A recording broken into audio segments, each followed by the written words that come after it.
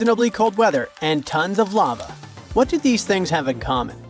They all trace their origins back to Mount Tambora. This volcano in Indonesia had such a massive impact that the aftermath could be felt in Switzerland even a year later. And these spots are thousands of miles apart. Soon, we might be facing something similar again. Stick around, because I'm about to reveal the exact spot where the next eruption is expected to happen in 2025. Back in 1815, Mount Tambora erupted with unprecedented force, sending a colossal cloud of fine particles into the atmosphere. This cloud reflected sunlight, leading to global cooling and even the year without a summer in 1816. Temperatures plummeted, crops failed, and families worldwide faced food shortages, compounded by various health issues. Fun fact: Frankenstein appeared because of abnormally cold weather in the summer of 1816. The author got stuck indoors in Switzerland and wrote this story to pass the time. But that is the only positive aftermath. In England and Ireland, people struggled to find food.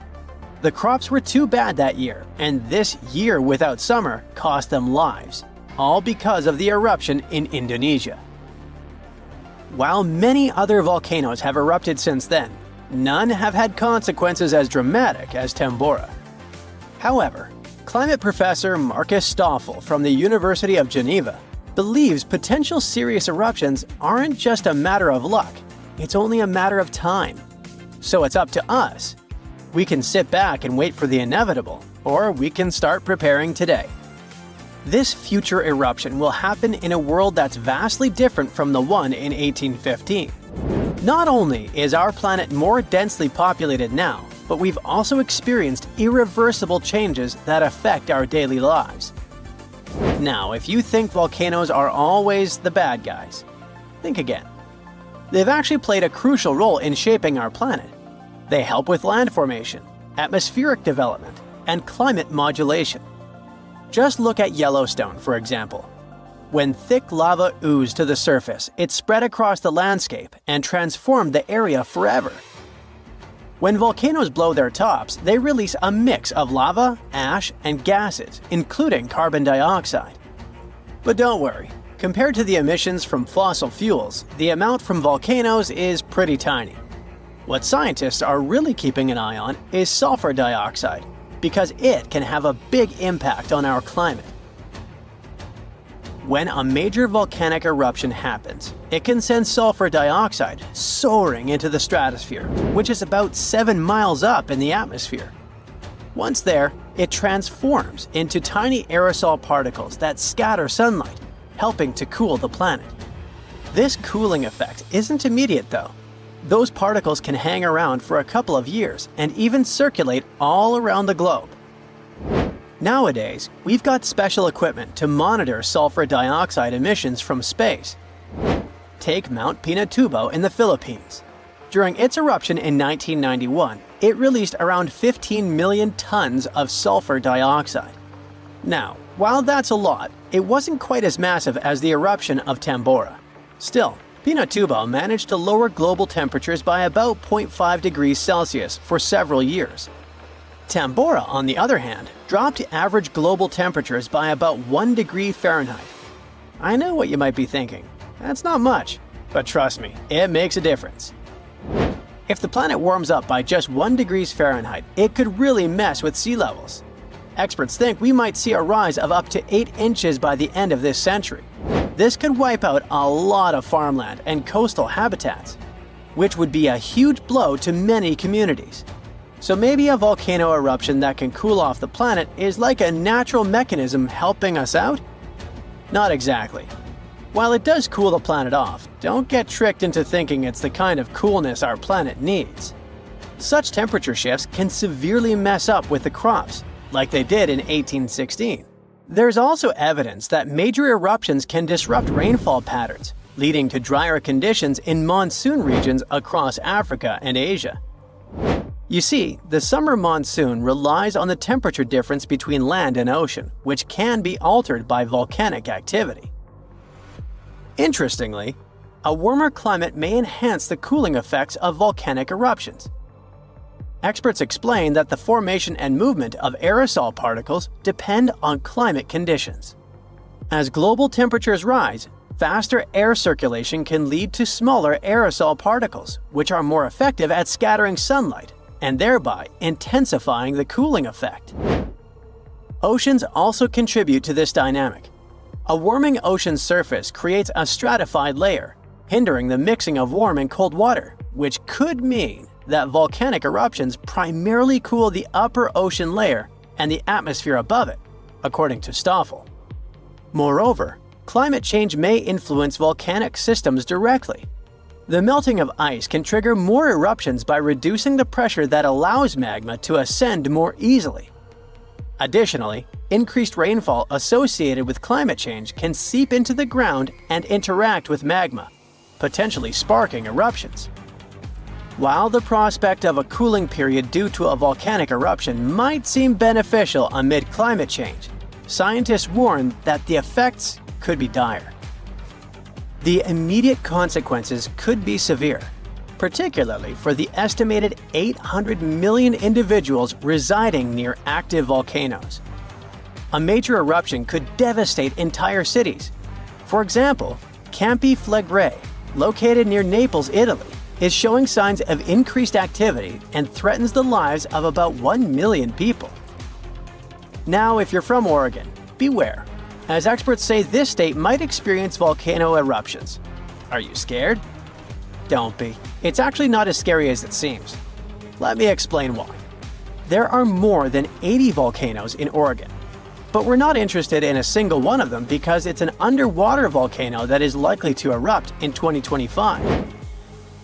Axial Seamount is the most active volcano in the Pacific Northwest, yet it remains largely unknown to the public due to its location approximately 300 miles offshore and nearly a mile beneath the ocean's surface. While its upcoming eruption is expected to pose no threat of a tsunami or significant land-based earthquakes because of its depth and distance from the Cascadia Fault, the data gathered from studying its eruptions can enhance our monitoring of potentially more hazardous volcanoes. Let's call it a friendly eruption, shall we? In reality, predicting eruptions is a complex endeavor. We often encounter alarming headlines, such as, "Yellowstone is about to erupt." Should we take these claims seriously? Not really. Yes, Yellowstone sits atop an active supervolcano that has experienced 3 major explosive eruptions in the past 2.1 million years. The last eruption occurred approximately 70,000 years ago, with the most significant explosion taking place around 631,000 years ago, forming the massive Yellowstone caldera. Naturally, many people are curious about whether Yellowstone will erupt again and when that might happen. Fortunately, scientists are employing new techniques to delve into these questions. A recent study suggests that Yellowstone is unlikely to experience another major eruption anytime soon. The reason is that the magma beneath the park is divided into a network of separate chambers. While there is a substantial amount of magma present, it's not sufficiently interconnected to support an eruption. Previous studies proposed that the existence of a massive layer of magma beneath Yellowstone, but these latest findings change that notion. To gain a clearer understanding of the subterranean dynamics, researchers utilized a technique called magnetotellurics, which employs Earth's natural electromagnetic fields rather than seismic waves. Since magma is a good conductor of electricity, this method is particularly effective for mapping molten rock and comprehending underground activity in volcanically active regions. By using magnetotellurics, scientists created a detailed map of the magma under Yellowstone, enabling them to make more informed predictions about future eruptions. But what will happen if an eruption similar to Mount Tambora occurs? By and large, there will be huge climate chaos. Yeah, the best scientists are looking for the solution should it really happen, but they don't have it yet. So technically, we're not ready for the second Mount Tambora. But for now, we're pretty much safe. No major eruptions are predicted. Whew! Our planet's biggest and meanest supervolcanoes are waking up. When they erupt, you'll surely notice it, even if you live thousands of miles away from the epicenter. Scientists are worried we might not have enough time to prepare and deal with the consequences of a super eruption. There's some volcanic activity close to the Italian city of Naples. And no, it has nothing to do with the famous Mount Vesuvius, but with another volcano. This one is harder to see as it doesn't have a tall peak like Vesuvius. But don't let this bad guy trick you. It could be way more dangerous than its giant neighbor. It does have a huge crater that's about 8 miles wide. This volcano is called Campi Flegrei, and it's actually one of the largest volcanoes in Europe, sitting under the town of Pasquale. So, Campi Flegrei erupted 39,000 years ago with a bang so massive it spread ash across the whole Mediterranean region. It also caused the temperature to drop by over 16 degrees Fahrenheit across Eastern Europe. It was the biggest volcanic eruption in Europe in 200,000 years. Since then, Campi Flegrei has had smaller eruptions, and the last one happened in 1538. Now the area is full of small craters, hot springs, and bubbling pools, and they're all proof that this volcano is still very much alive and brewing something. Since the early 2000s, the ground in the giant crater and the town nearby have been slowly rising by about 1 to 1.5 inches every year. There were at least 150 earthquakes that shook this supervolcano lately. In May 2024, there was a 4.4 magnitude in the area, the biggest in the last 40 years. Residents had to leave their homes and camp outside, fearing there would be more earthquakes. No one knows how Campi Flegrei is going to behave in the following months or years, but the authorities are organizing evacuation exercises to prepare the population just in case. The Italian volcano looks like an innocent kitten compared to the real giants like Yellowstone. For a volcano to deserve the title of a super one, it must be able to produce catastrophic-scale eruptions and eject huge amounts of magma, ash, and volcanic gases. The Yellowstone giant meets these criteria. Even though it moves from time to time, the Yellowstone supervolcano hasn't erupted for 640,000 years. But when it does wake up, it might erupt with incredible power, about the same amount as 10 huge nuclear power stations can produce. Under the ground, beneath Yellowstone, there's a super hot area full of molten rock called magma.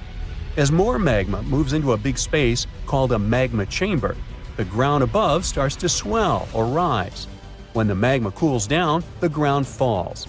Between 2004 and 2009, the ground at Yellowstone rose by almost 10 inches, but then it started to slowly go back down in 2010. Scientists aren't sure if it's going to erupt anytime soon. There's also another big volcano called Long Valley in California that has been active since 1980, and it can be a really big threat.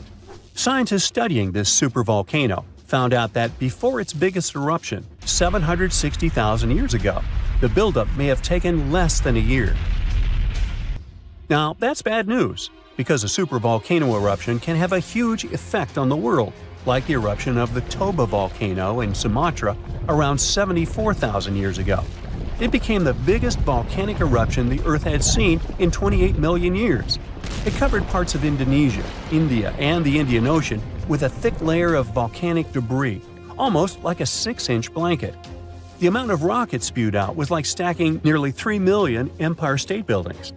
The giant crater it left behind can still be seen from space.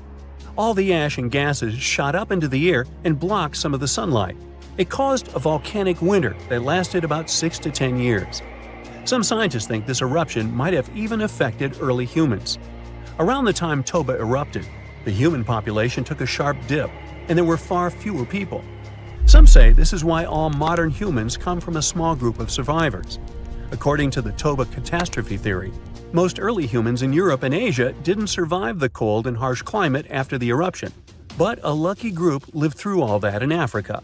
Not all scientists agree with this idea, and some archaeological and climate records show a different story. Another volcano that changed the world in a big way was Mount Tambora in 1815. The next year went down in history as the year without a summer. It was cold and rainy, and there was snow and frost even in the middle of summer, especially in Europe and North America. This happened because the volcano sent out a lot of sulfur dioxide into the sky, which spread all over the world and made the planet colder. When Tambora erupted, it caused huge tsunamis that smashed homes and took the lives of around 10,000 people. Afterward, about 80,000 more people passed away because of the consequences the eruption had caused in the world. The cold weather ruined crops, so food became really expensive. And because horses were the main way people traveled, the cost of oats that they ate went way up too. Some people even think this led to the invention of the bicycle in 1817 as a new way to get around. The eruption made the Earth colder for about 3 years. Now, even though the Tambora eruption was so powerful, Krakatoa, another volcano in Indonesia, stole the show when it erupted in 1883. It was just easier to spread information about it through telegrams and photos. Its final blast was the loudest recorded sound in history, and people could hear it on 10% of the entire Earth's surface. The eruption started a tsunami with waves about half as tall as the Statue of Liberty. Now, if we only had 12 months to prepare for a supervolcano eruption, it would be really hard to store enough food and get ready. But don't panic just yet. Supervolcano eruptions are very rare, and the last one happened 26,500 years ago in New Zealand. Scientists think that a super eruption happens once every 100,000 years on average. But the sad part here is that the Earth doesn't follow a perfect timeline. There could be clusters of super eruptions with shorter gaps between them and then longer quiet periods. Since there have already been 2 super eruptions in the last 100,000 years, there's always a chance one could happen again sooner than we expect. Plus, although there are places like Yellowstone and Long Valley where we expect volcanoes to erupt, there are less obvious possible hotspots. In Chile, there's a volcano called Laguna del Maule that has erupted in the past and left behind a huge crater. Over the last 20 years, the ground there has been swelling really fast, rising up to almost 1 foot a year. Some people are worried that this could be a sign of a big eruption coming. But scientists say there's not enough magma yet to cause a super eruption. In Bolivia, the Jutarancu volcano is also acting up. It's part of a group of volcanoes that have caused super eruptions in the past. Since the 1960s, the ground around Jutarancu has been lifting, but the last eruption was 250,000 years ago. Even though the magma might be rising, it's not enough to worry about just yet. The chances of a super eruption happening during our lifetime are 1 in 1,400, which is pretty low, so you don't need to worry too much. But just like someone wins the lottery every week with very small chances, a super eruption could happen sometime in the future, and when it does, we'll need to be prepared. The ground shakes beneath you. The pictures rattle on the walls. You hear a rumble off in the distance. Then, boom, a deafening explosion. The shockwave blasts through the windows and sets off car alarms. You duck under the dining table for cover, but then you remember you live not far from a supervolcano in the middle of a tropical jungle. So, staying in one place isn't a good idea. The shaking finally halts. You take this chance to peek outside and see a giant cloud of smoke covering the sky. It's lunchtime, but you wouldn't know it. The sun is completely veiled and darkness falls. The power's out in the whole city. In this darkness, you see red molten lava shooting from the sky and spilling on the rim. You run outside along with dozens of your neighbors. Your priority right now, find safe shelter and fast. You think about taking the car, but with everyone running on the road, that's a no-go. So you run on foot where the crowd is going. Supervolcanoes are in a league of their own when it comes to natural disasters. Surprisingly, it's not all about size or height. A volcano is dubbed super if it erupts more than 240 cubic miles of magma. That's more than enough to overfill Lake Erie. It must also have a history of erupting and a magnitude of 8 on the Volcanic Explosivity Index. The largest active volcano on Earth is Hawaii's Mauna Loa. It's so big, it would cover the entire state of Rhode Island plus some. And next time you see a commercial plane flying high in the sky, remember that 30,000-some-foot altitude is about as tall as Mauna Loa is from base to summit. It's technically taller than Everest when you measure it like that, yet it's not considered a supervolcano. So you're running along the dark road not knowing and barely seeing where to go. Then, all of a sudden, a massive flaming boulder smashes through the bridge in front of you. You and everyone else are now stranded on the side of the volcano as it's getting more chaotic each second. Most of the crowd disperses, finding their own ways to safety. You remember there's a way to the other side not many people know about, but you'll have to cross a raging river through the dense jungle. You calm what's left of the crowd, and everyone follows you to your secret getaway. You finally get out of the city limits and head into the jungle. With the sky already dark, the tall trees and thick leaves make it almost pitch black. Everyone gets out their phone flashlights to navigate through the dark path. You all need to stick together and make sure nobody gets lost. Suddenly, fiery rocks strike the trees not far from you. Everyone jolts and tries to rush ahead, but nowhere is safe when it's raining scalding fire all around. You and your group have to pick up the pace or else. Imagine a typical avalanche or mudslide. Very dangerous situations on their own. Now, imagine an avalanche of lava rocks and lava sliding down a mountain instead of mud. That's what's making its way towards you right now. More and more people catch up with your group and bring news that the entire neighborhood is submerged in lava. It's traveling quicker than you thought. You can never really predict how fast a lava flow will be until you see it. It all depends on how thick it is and how steep the mountain slope. Lava can move slowly at about 20 feet a minute, a fraction of the average person's walking speed. Or it can flow as fast as 30 miles per hour, which even the fastest person on Earth can't outrun. But the lava isn't even the most dangerous problem. If you didn't have protection, the gases spewing from the eruption would fill your lungs, and those spread faster and further than the lava flow. Your eyes and throat would be itchy. You'd get a headache, dizziness, increased heart rate, difficulty breathing. The worst would be passing out from the lack of oxygen. Luckily, everyone managed to grab their gas masks before leaving their homes. You're now entering the treacherous terrain of the jungle and the danger zone. Everyone's phone batteries are giving out one by one, so your vision is even more limited. The terrain is tougher, and you can't hear any sounds from the river. At this point, you're not even sure if you're going the right way. But your instincts tell you the deeper you go, the safer you'll be. The path is muddy, and the vines are hindering everyone's movements. That's when you hear something big running through the jungle. It's coming up on you fast. You can't see a thing until it's right up on you. A bear. And there goes a rhino. Wild cats, domestic cats, dogs, different creatures of all sizes and species. They all come running through the jungle right past you. You and your fellow humans aren't the only ones fleeing from the eruption. The rumbling is still going on. Before you know it, a shower of fire rocks strikes right behind you and ignites parts of the jungle. There's no going back. Everyone picks up and runs for it. You hear thunder in the distance. A flash of lightning lights up the dark sky. You think, finally, some rain to wash away this fiery nightmare. But that's not a regular storm brewing.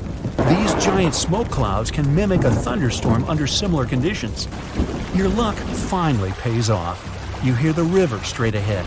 You reach the bank and have to hop on some stones to get to the other side. You almost slip when someone from the group catches you just in time. Whew, that was too close. Not far down the river is a large waterfall leading straight to a shallow lake with sharp rocks at the bottom. The ash from the lava falls like snow, covering most of the trees and landing on the river.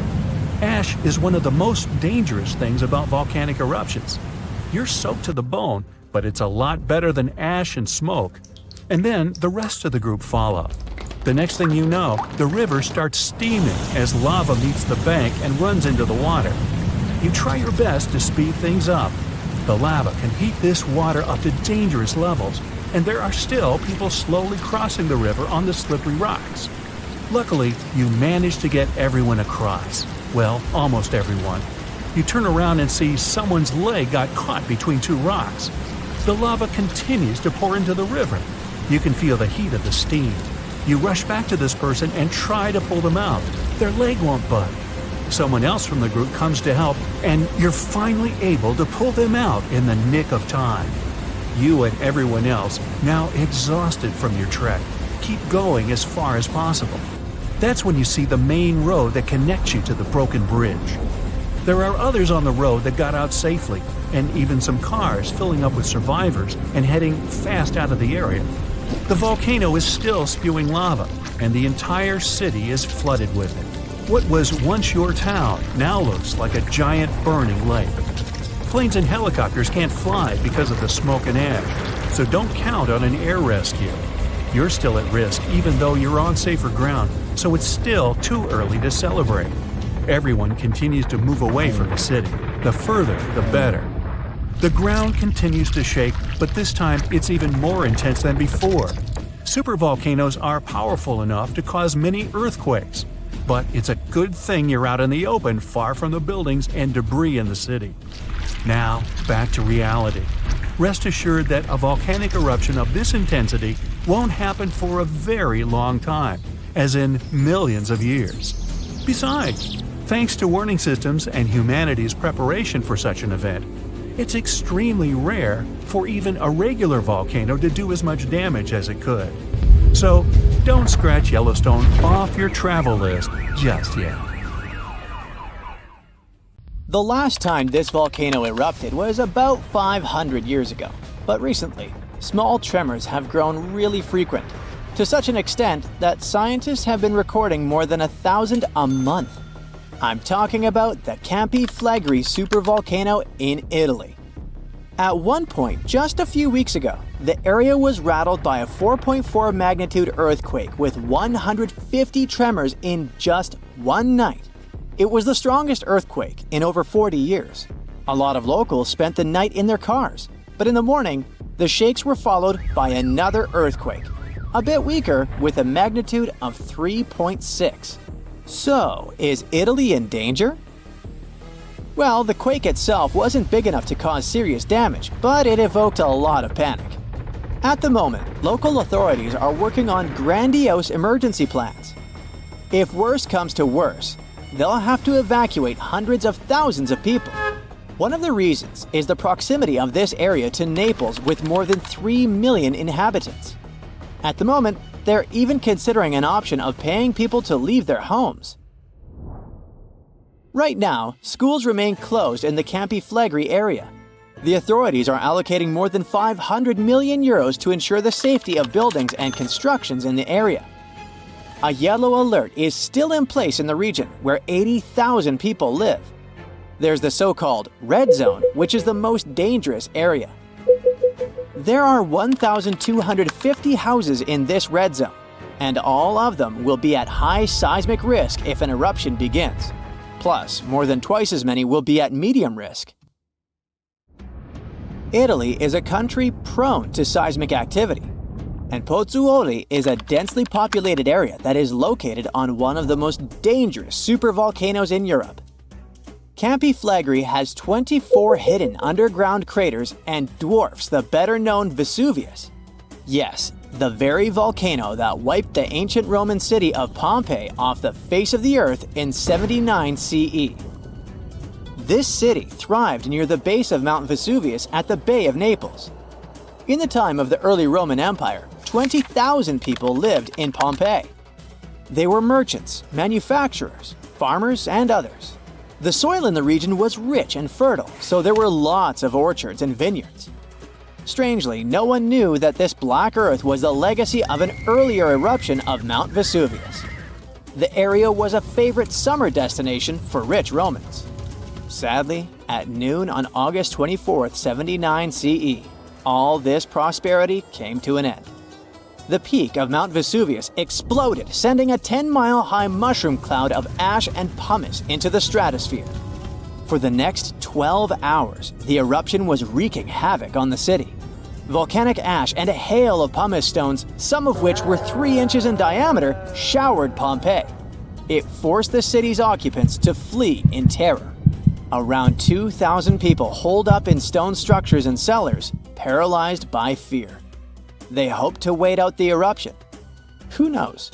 Maybe if they had decided to leave the city immediately after the beginning of the eruption, they would have had some chances to survive.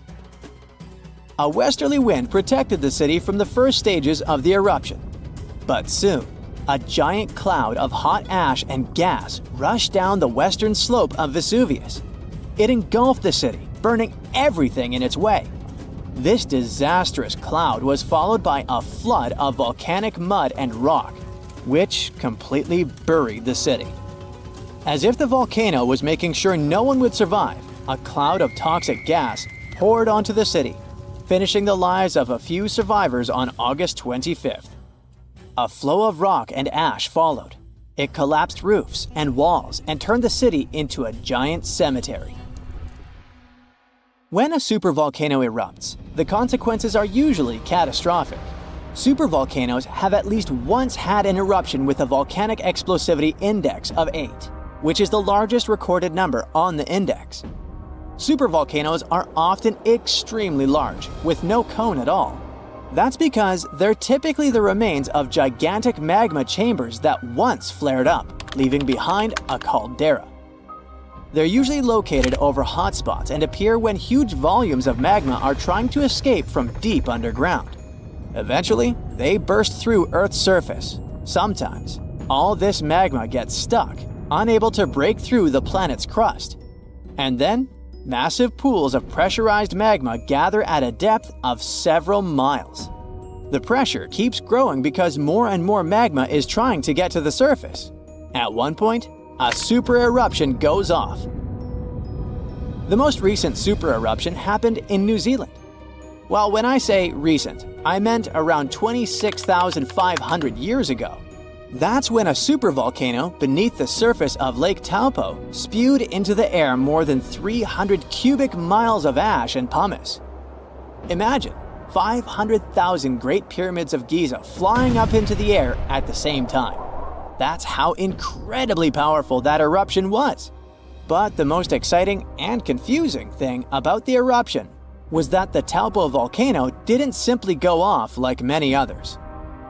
At first, everything was going as usual. Tons and tons of pressurized magma had built up under the surface, and the pressure was getting higher and higher.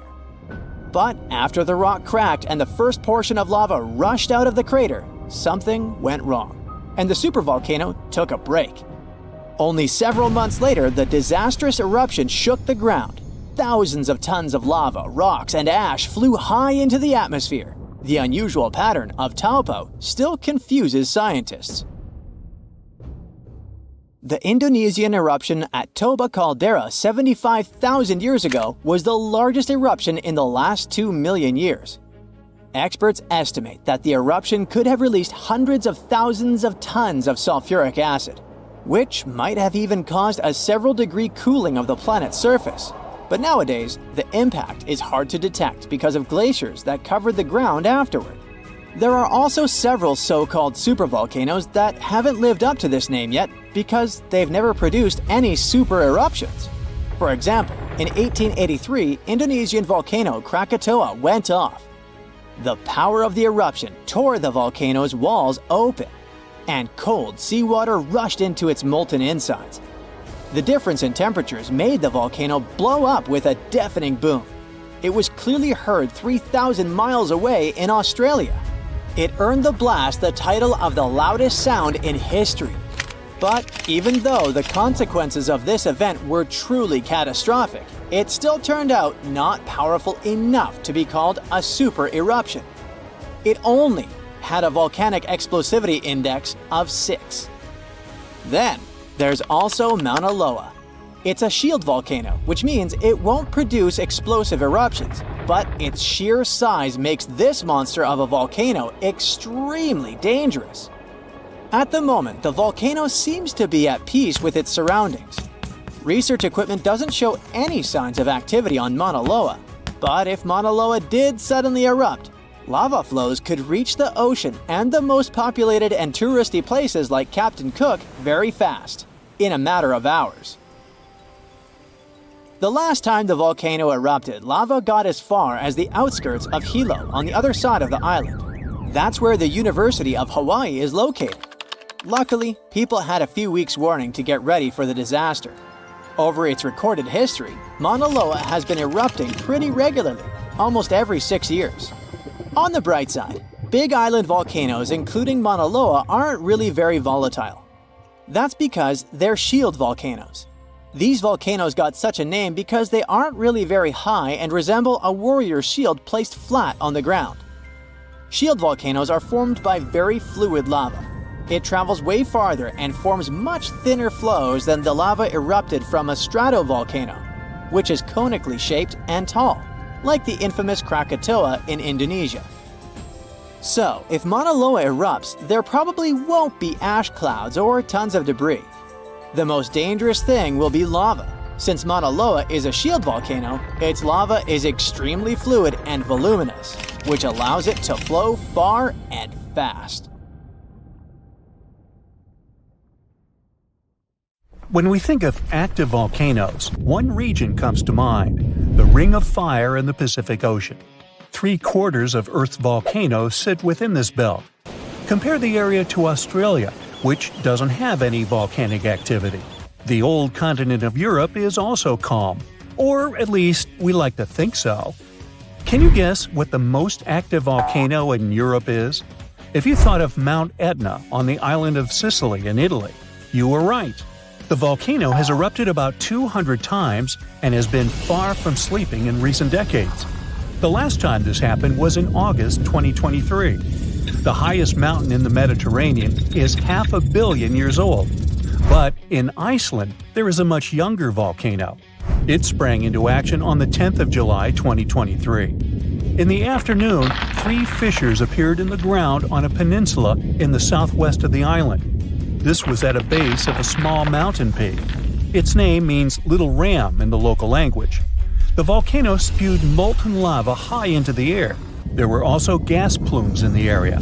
But the scientific community wasn't surprised by the event. They already knew about the volcanic area that stretches between the cities of Reykjavik and Keflavik. Its name is hard to pronounce. Hey, I want to buy a vowel. It had already erupted during the previous 2 summers. This activity came after 8 centuries of dormancy. In the days leading up to the latest eruption, seismologists, the scientists who study earthquakes, recorded over 12,000 tremors. When the ground opened up in July, the fissures were over 1.5 miles long. The following morning, 2 of them closed. All the lava was now coming out of the last fissure. It grew into an elongated cone, the simplest shape of volcano we are all familiar with. The lava soon filled a large crater. It grew almost 100 feet tall during the first week, and it is still growing. On the night when the eruption started, lava spread out in all directions. Its cinders set ablaze the dry moss in the vicinity. Local authorities closed off the surrounding area. There were toxic gases from the volcanoes and smoke from the burning moss. Firefighters flocked to the area. After a week, they proclaimed the area safe. Visitors soon came to witness the birth of Europe's youngest volcano. This form of tourism is quite developed in Iceland. People come from all over the world to watch active volcanoes. The land of fire and ice is home to more than 130 volcanoes. Some 30 of them are active. Now, I know what you're thinking right now. Is volcano tourism safe? In Iceland, it is. The country's authorities research and constantly monitor all of the hotspots. The island is dotted with several dozen seismic stations. These help researchers accurately predict future eruptions, and emergency services are accustomed to these sorts of events. They can quickly cordon off danger zones. This is what happened in 2010. A volcano in the south of the island, the name of which everyone struggled to pronounce, erupted. It spewed out a plume of steam and ash that was 7 miles high. This wasn't a fun time to be an air traveler. Winds carried the enormous plume southeast toward northern Europe. Many countries closed their airspace for several days for safety reasons.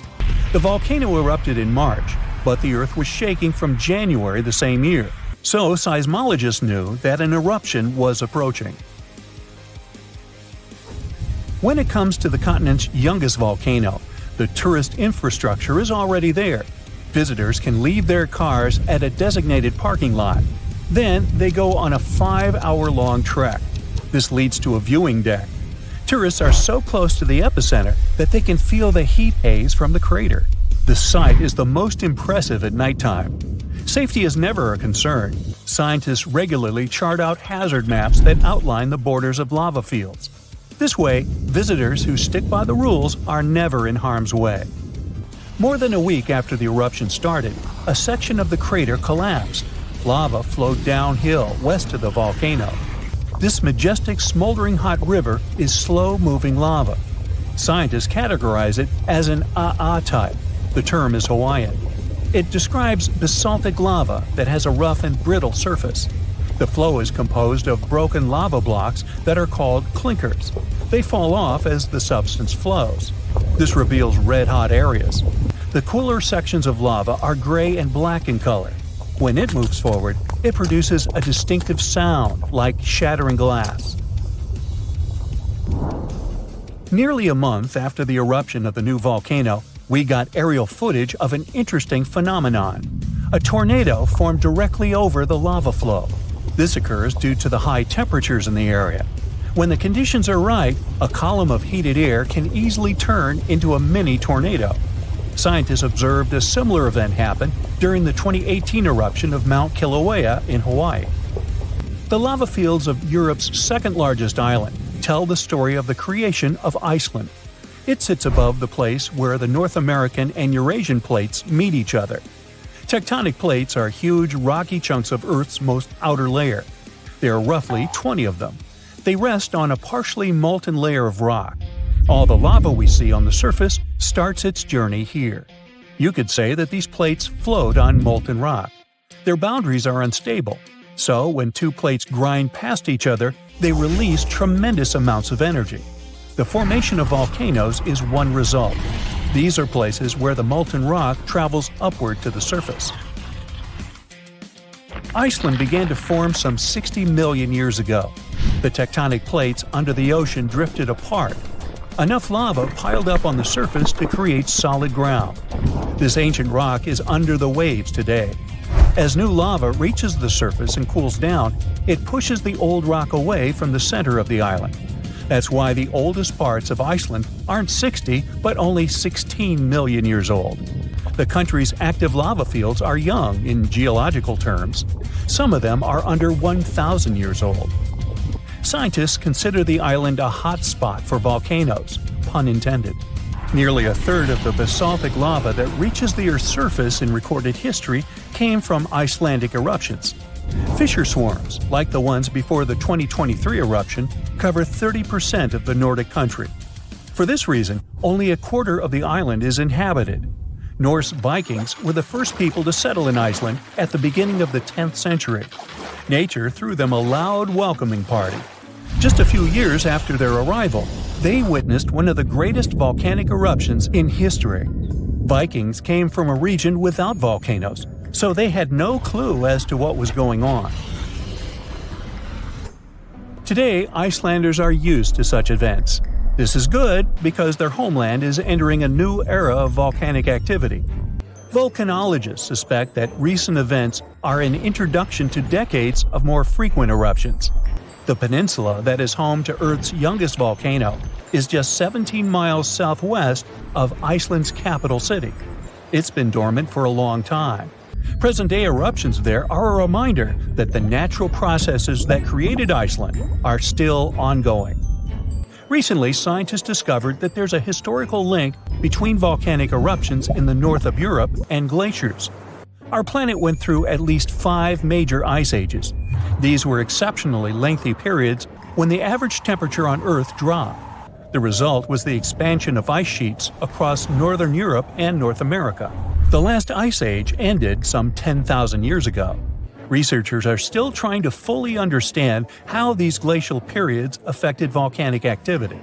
They suspect that the sheer weight of all that ice disrupts the flow of magma underground. When glaciers retreat, the pressure is lifted. This makes it easier for lava to flow upward to the surface where it bursts.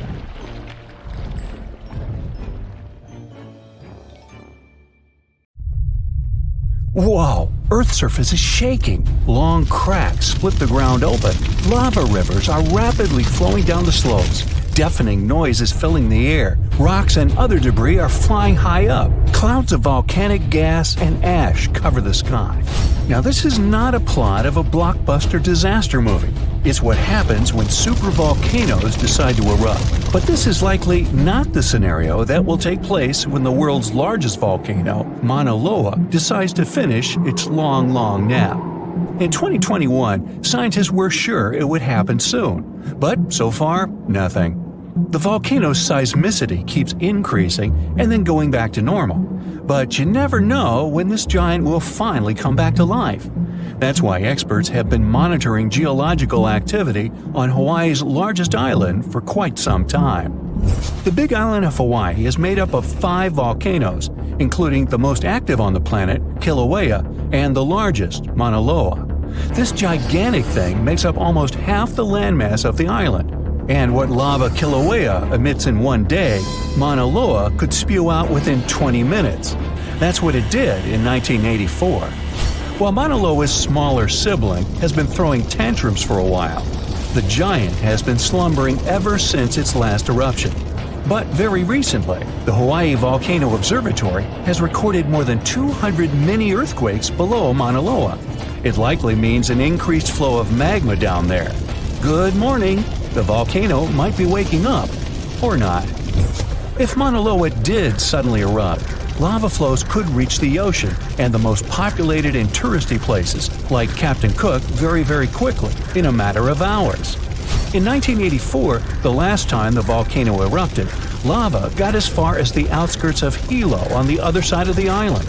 That's where a campus of the University of Hawaii is found. Luckily, people had a few weeks' warning to get ready for the disaster. These days, locals have special go bags ready with the most important stuff, including documents and money. Such precautions can come in handy in case of an emergency evacuation. Even though most Mauna Loa eruptions have so far only affected the summit area, several of them sent lava all the way down to the ocean, and you never know how powerful the next eruption will be. Now, what is the highest mountain on Earth? Mount Everest, you say? Well, it depends. From seafloor to the summit, Mauna Loa is 1,000 feet taller than the famous Himalayan peak. The volcano is so big, it makes the Pacific plate it's sitting on literally slump under its weight. Scientists say that when this monster of a volcano erupts, the volume of lava coming out per unit will be life-threatening. Over its recorded history, Mauna Loa has been erupting regularly, almost every 6 years. And even though the last eruption of the volcano occurred about 40 years ago, scientists are certain it'll happen again. Now, remember the scene I showed you at the beginning? Well, you can relax. It's not likely to happen with Mauna Loa. The thing is, big island volcanoes, including Mauna Loa, aren't very volatile. That's because they're shield volcanoes. These volcanoes got such a name because they aren't really very high and resemble a warrior's shield placed flat on the ground. Shield volcanoes get formed by very fluid lava. It travels farther and forms much thinner flows than lava erupted from a stratovolcano, which is conically shaped and tall, like the infamous Krakatoa in Indonesia. So if, or should I say when, Mauna Loa erupts, there probably won't be ash clouds and tons of debris. The most dangerous thing will be lava. Since Mauna Loa is a shield volcano, its lava is extremely fluid and voluminous, which allows it to flow far and fast. Using theoretical vent maps, experts from the Hawaii Volcano Observatory have made charts of possible lava flows.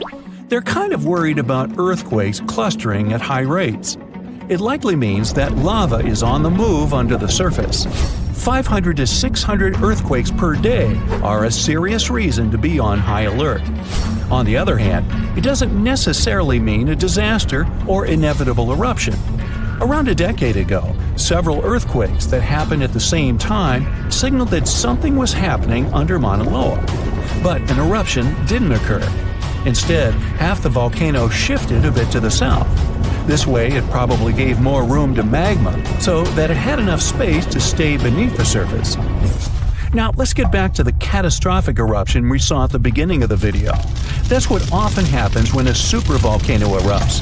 Those are volcanoes that have at least once had an eruption with a volcanic explosivity index of 8, which is the largest recorded number on the index. Supervolcanoes are often extremely large, with no cone at all. That's because they're typically the remains of gigantic magma chambers that once flared up, leaving behind a caldera. They're usually found over hot spots. Supervolcanoes can produce super eruptions, and when they do, they blow more than 240 cubic miles of ash, molten rock, and hot gases up into the air. In other words, 4 super eruptions could fill the Grand Canyon to the brim. Supervolcanoes get formed when gigantic volumes of scorching hot magma are trying to escape from deep underground. This magma rises close to the surface but can't break through Earth's crust. That's why a huge pressurized pool of bubbling magma gathers at a depth of only several miles. The pressure keeps growing because more magma is trying to get to the surface until, bam, a super eruption occurs. The most recent super eruption happened in New Zealand. Well, when I say recent, I mean around 26,500 years ago. Nah, I wasn't around then. That's when a supervolcano beneath the surface of Lake Tahoe spewed into the air more than 300 cubic miles of ash and pumice. Imagine 500,000 Great Pyramids of Giza flying up at the same time. That's how incredibly powerful that eruption was. But the most exciting and confusing thing about the eruption was that the Tahoe volcano simply didn't go off like many others. At first, everything was going as usual. More than 200 square miles of magma had built up under the surface, and the pressure was getting higher and higher.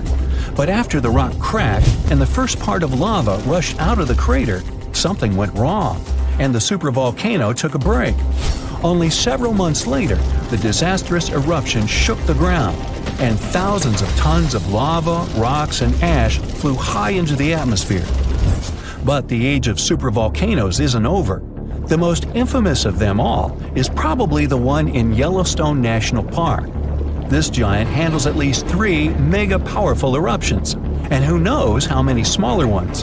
If this monster erupted anywhere as strongly as it did 2.1 million years ago, it would spit out more than 588 cubic miles of red-hot material. You can probably picture it more vividly if I tell you that this volume is comparable to 65 million Capitol rotundas in Washington, D.C. piled together. Wow. Anyway, scientists are sure that Yellowstone doesn't present any danger these days. For an eruption to happen, magma inside must be at least 50% molten. With the Yellowstone caldera, this number is just 5 to 15%. But of course, Yellowstone isn't the only supervolcano on our planet. There's also New Zealand's Tahoe you already know about, Japan's Ericaldra, California's Long Valley, Indonesia's Toba. Any of them can one day produce a super eruption. There are also several so-called supervolcanoes that haven't lived up to this name yet because they've never produced anything like a super eruption. For example, in 1883, Indonesian volcano Krakatoa went off. The power of the eruption tore the volcano's walls open, and cold seawater rushed into its molten insides. The difference in temperature made the volcano blow up with a deafening boom. It was clearly heard 2,000 miles away in Australia. It earned the blast the title of the loudest sound in history. But even though the consequences of this event were truly catastrophic, it still turned out not powerful enough to be called a super eruption. Imagine standing in the middle of Europe 40,000 years ago. The landscape is rough, cold, and unforgiving. Fast food is scarce, and there's no internet. Suddenly, from out of the woods steps a figure, stocky, strong, and with a face that is quite unusual. This human looks similar to us, but something about them is different. Their brow is heavy, their nose is broad, and their body seems to be built to fight nature itself. Well, congrats! You've just met a Neanderthal. You might have thought that Neanderthals were basically ancient humans, but that's not really true. We come from the same genus called Homo, but we, all modern humans, belong to one same species called Homo sapiens. However, there used to be lots of human species before, and Homo neanderthalensis was just one of them. And they actually were kind of cooler than us. So what in the world has happened to them? Neanderthals lived for a long time, for about 360,000 years, across Europe and parts of Asia. 40,000 years ago, the place we now call southern Italy was sitting on top of a huge disaster. a massive supervolcano called Campi Flegrei. This big boy is huge, about 9 miles wide. That's about 10 to 20 minutes in a car to get across it all. But there were no cars then, remember? At the time, it was quiet for a while, but one day, suddenly, it blew in what became one of the biggest volcanic eruptions Europe had seen in 200,000 years. The catastrophe was so crazy that ash, gases, and debris altered the climate across the entire continent. What comes next is usually called a volcanic winter. Average temperatures drop, the sky gets darker, and life becomes even harsher than it already is. The eruption, known as the Campanian Ingembrite, caused Europe to cool by as much as 7 degrees Fahrenheit. Doesn't sound like much? Well, the drop of even 1 degree would cause winters to become harsher, causing horrible snowfall, rains, and floods. Crops would struggle to grow, leading to food shortages. The weather would go wild, too, with storms and droughts. Hey, kind of like now. Except multiply this by 7. Events like these caused some huge chaos in modern times. You can imagine what it did to the Neanderthals. But in reality, a simple volcanic eruption shouldn't destroy an entire species, right? Well, yes. The truth is, the Neanderthals were already hanging by a thread back then, and all because of us. They've been in a tough spot for a while. They lived in places that are now parts of Europe, Western Asia, and the Middle East. Modern humans, us Homo sapiens, entered Europe and were giving them some serious competition for food and shelter. Homo sapiens were sneaky dudes, better at finding food, easily adapting to different environments, and using more advanced tools. We were pushing Neanderthals out, trying to get the same resources. We literally made their extinction a slow and very unpleasant process. So, while the volcano definitely made things worse, it wasn't their only problem, and they didn't completely disappear after the eruption. Some of them hung on in isolated places, like Gibraltar, for another 12,000 years. That's because it's likely most of the severe cooling actually happened farther east, away from where the Neanderthals were trying to survive, and it didn't hit their homes as hard as we thought. In fact, the eruption may have even helped them, at least for a while. Some scientists say that the volcanic fallout might have slowed down modern humans' expansion into Neanderthal territory and gave the poor fellas a little more time to survive. So, the Campi Flegrei eruption was a nasty event, but it only delayed the inevitable. Campi Flegrei is a wild card. It's also known as the Fields of Fire. The air itself there is thick with legend. The Greeks and Romans believed this volcano was the gateway to the underworld. Even an ancient Roman poet, Virgil, hey Virgil, mentioned this in his famous story, the Aeneid. The hero Aeneas must descend into the underworld, and this place is exactly where he starts. Back in the day, this landscape was full of Roman villas, spas, and fish ponds. The elite had the time of their lives there. What they didn't know, though, was that they were standing on treacherous ground that could go crazy at any moment. The Campi Flegrei is not your typical volcano. You'd imagine a single towering peak, but the landscape looks deceivingly calm, with small features popping up here and there. But if you flew above it, the sight would be insane. A gigantic circular basin, peppered with volcanic cones and craters, like scars from the Earth's violent past. The danger here lies in its subtlety. The ground beneath your feet is constantly shifting, even when you don't notice it. Every so often, the land rises, only to sink again, sometimes by several feet, as magma or gas moves beneath the surface. It's incredibly creepy. The risk is almost invisible. The Campi Flegrei is a massive depression formed by 2 colossal volcanic eruptions. One of them was the one that cooked Neanderthals, and another happened 15,000 years ago. The most famous eruption, though, happened in the 16th century, and it was horrifying. The year was 1538. For years, the people of Paswali had noticed something unsettling. Land that once sat below the waves was slowly rising. What was once the sea had become new ground. Rumblings from deep within the earth were terrifying, but had become a normal part of life. Earthquakes started in the early 1530s, small at first, but in just 8 years, they became the norm. Until one day, on September 28th, horrifying tremors shook the ground. By the next evening, as the sun dipped below the horizon, a massive crack ripped open the earth near the ancient Roman town of Trippergoli. From this gash spewed fire, smoke, and a rain of volcanic ash miles away. It was thick and muddy, likely mixed with underground water.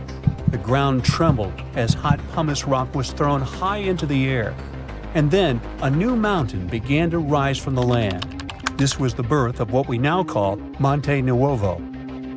Eventually, things seemed to calm down, as if the earth was catching its breath.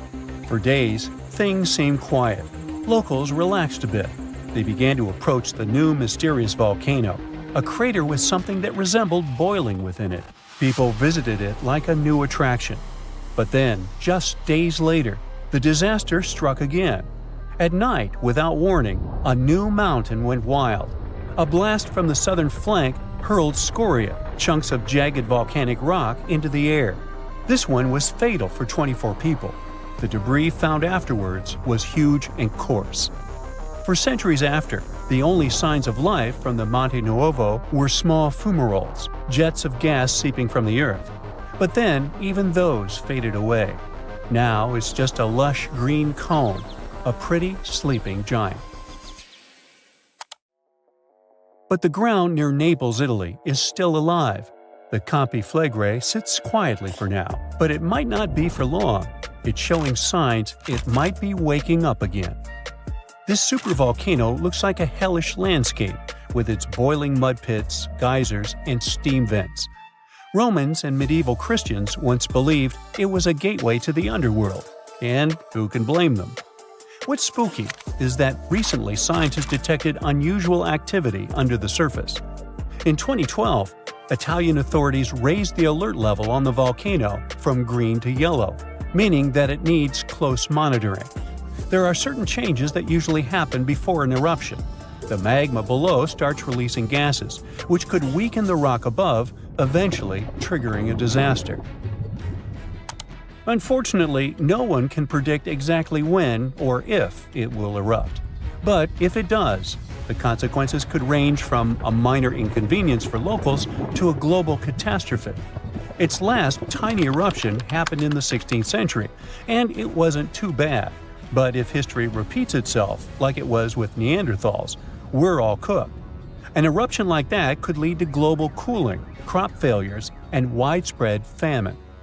Right now, a group of scientists is trying to get a clearer picture of what's happening beneath the surface. The Campi Flegrei Deep Drilling Project is working to drill a 10,000-foot borehole, hoping to check out the magma chamber up close.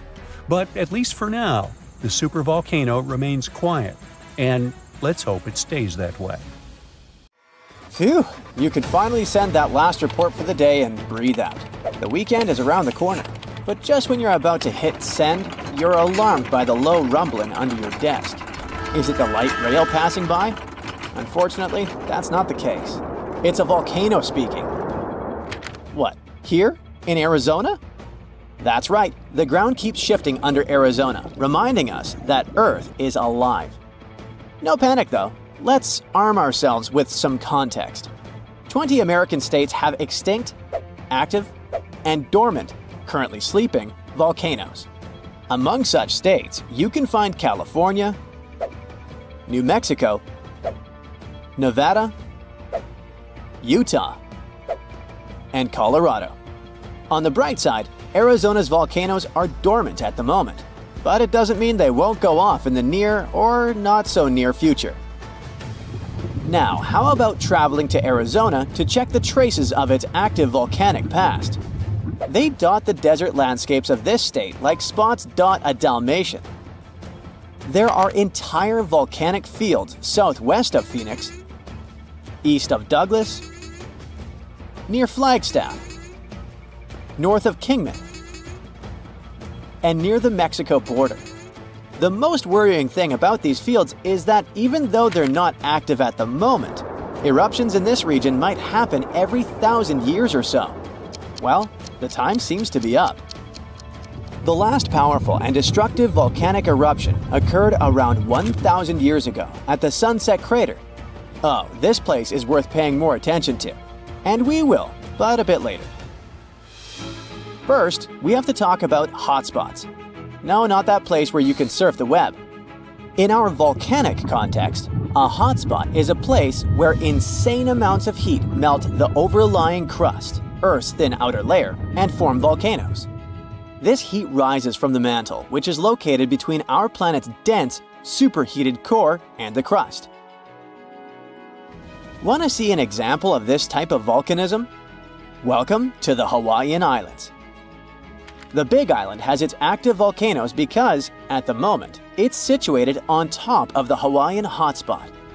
The older Hawaiian Islands were once there too, but later they drifted off towards the northwest. It happened because that's where the oceanic crust on top of which they sat, namely the Pacific Plate, moved. Now, look at the world's ocean basins. Yes, they're literally dotted with islands that sit on top of hotspots, like Hawaii, Iceland, Samoa, the Galapagos. Those are probably the most famous examples. But don't think that continents can't host hotspots. They can, but those are far less common. One of the most famous continental hotspots is, I bet you know it. Yep, the one beneath the Yellowstone caldera. By the way, the caldera is a vast volcanic crater, especially one formed as a result of a massive eruption that led to the collapse of the mouth of a volcano. The Yellowstone hotspot is basically the creator of Old Faithful and the rest of the hot springs and mud pots for which the national park is famous. Speaking of Old Faithful, let's make a small detour and pay more attention to this wonder of nature. It's one of the most well-known geysers in the world. People have been coming from all over the globe to see it for more than a century. The cool thing about this geyser is that the likes of it can only form under very specific conditions. That's why they're pretty rare. Magma under the surface superheats pockets of underground water. The pressure there keeps growing until it eventually pushes the water upward with immense strength. A certain volcanic rock with a high silica content lines the tunnel through which this water escapes. Basically, it creates a unique pipe that can withstand unbelievable pressure and heat created by the water erupting above the ground. Old Faithful was the very first named geyser in Yellowstone. If you come to visit it expecting the thing to erupt every hour on the hour, you're gonna be disappointed. On average, Old Faithful erupts every 91 minutes or so, which isn't that bad either. Plus, you can download a special app which will provide you with the approximate time of the next eruption. But be very careful while visiting and stay away from the site. The water erupting from the powerful geyser reaches 204 degrees Fahrenheit. The steam is even more scorching, up to 350 degrees Fahrenheit. It's hot enough to bake a cake. But let's get back to our volcanic hotspots. Scientists still don't clearly understand why there aren't many hotspot volcanoes on continental crust. One reason might be that the continental crust is much thicker than the oceanic crust, which is about 4 times as thick on average. Another reason could be that most of Earth's crust, about 2/3 of it, is oceanic. This means that there's less continental crust for hotspots to form under. Now, I bet those of you living in Arizona will appreciate the following info. We'll talk about a volcanic field right in the heart of this state, the San Francisco Volcanic Field.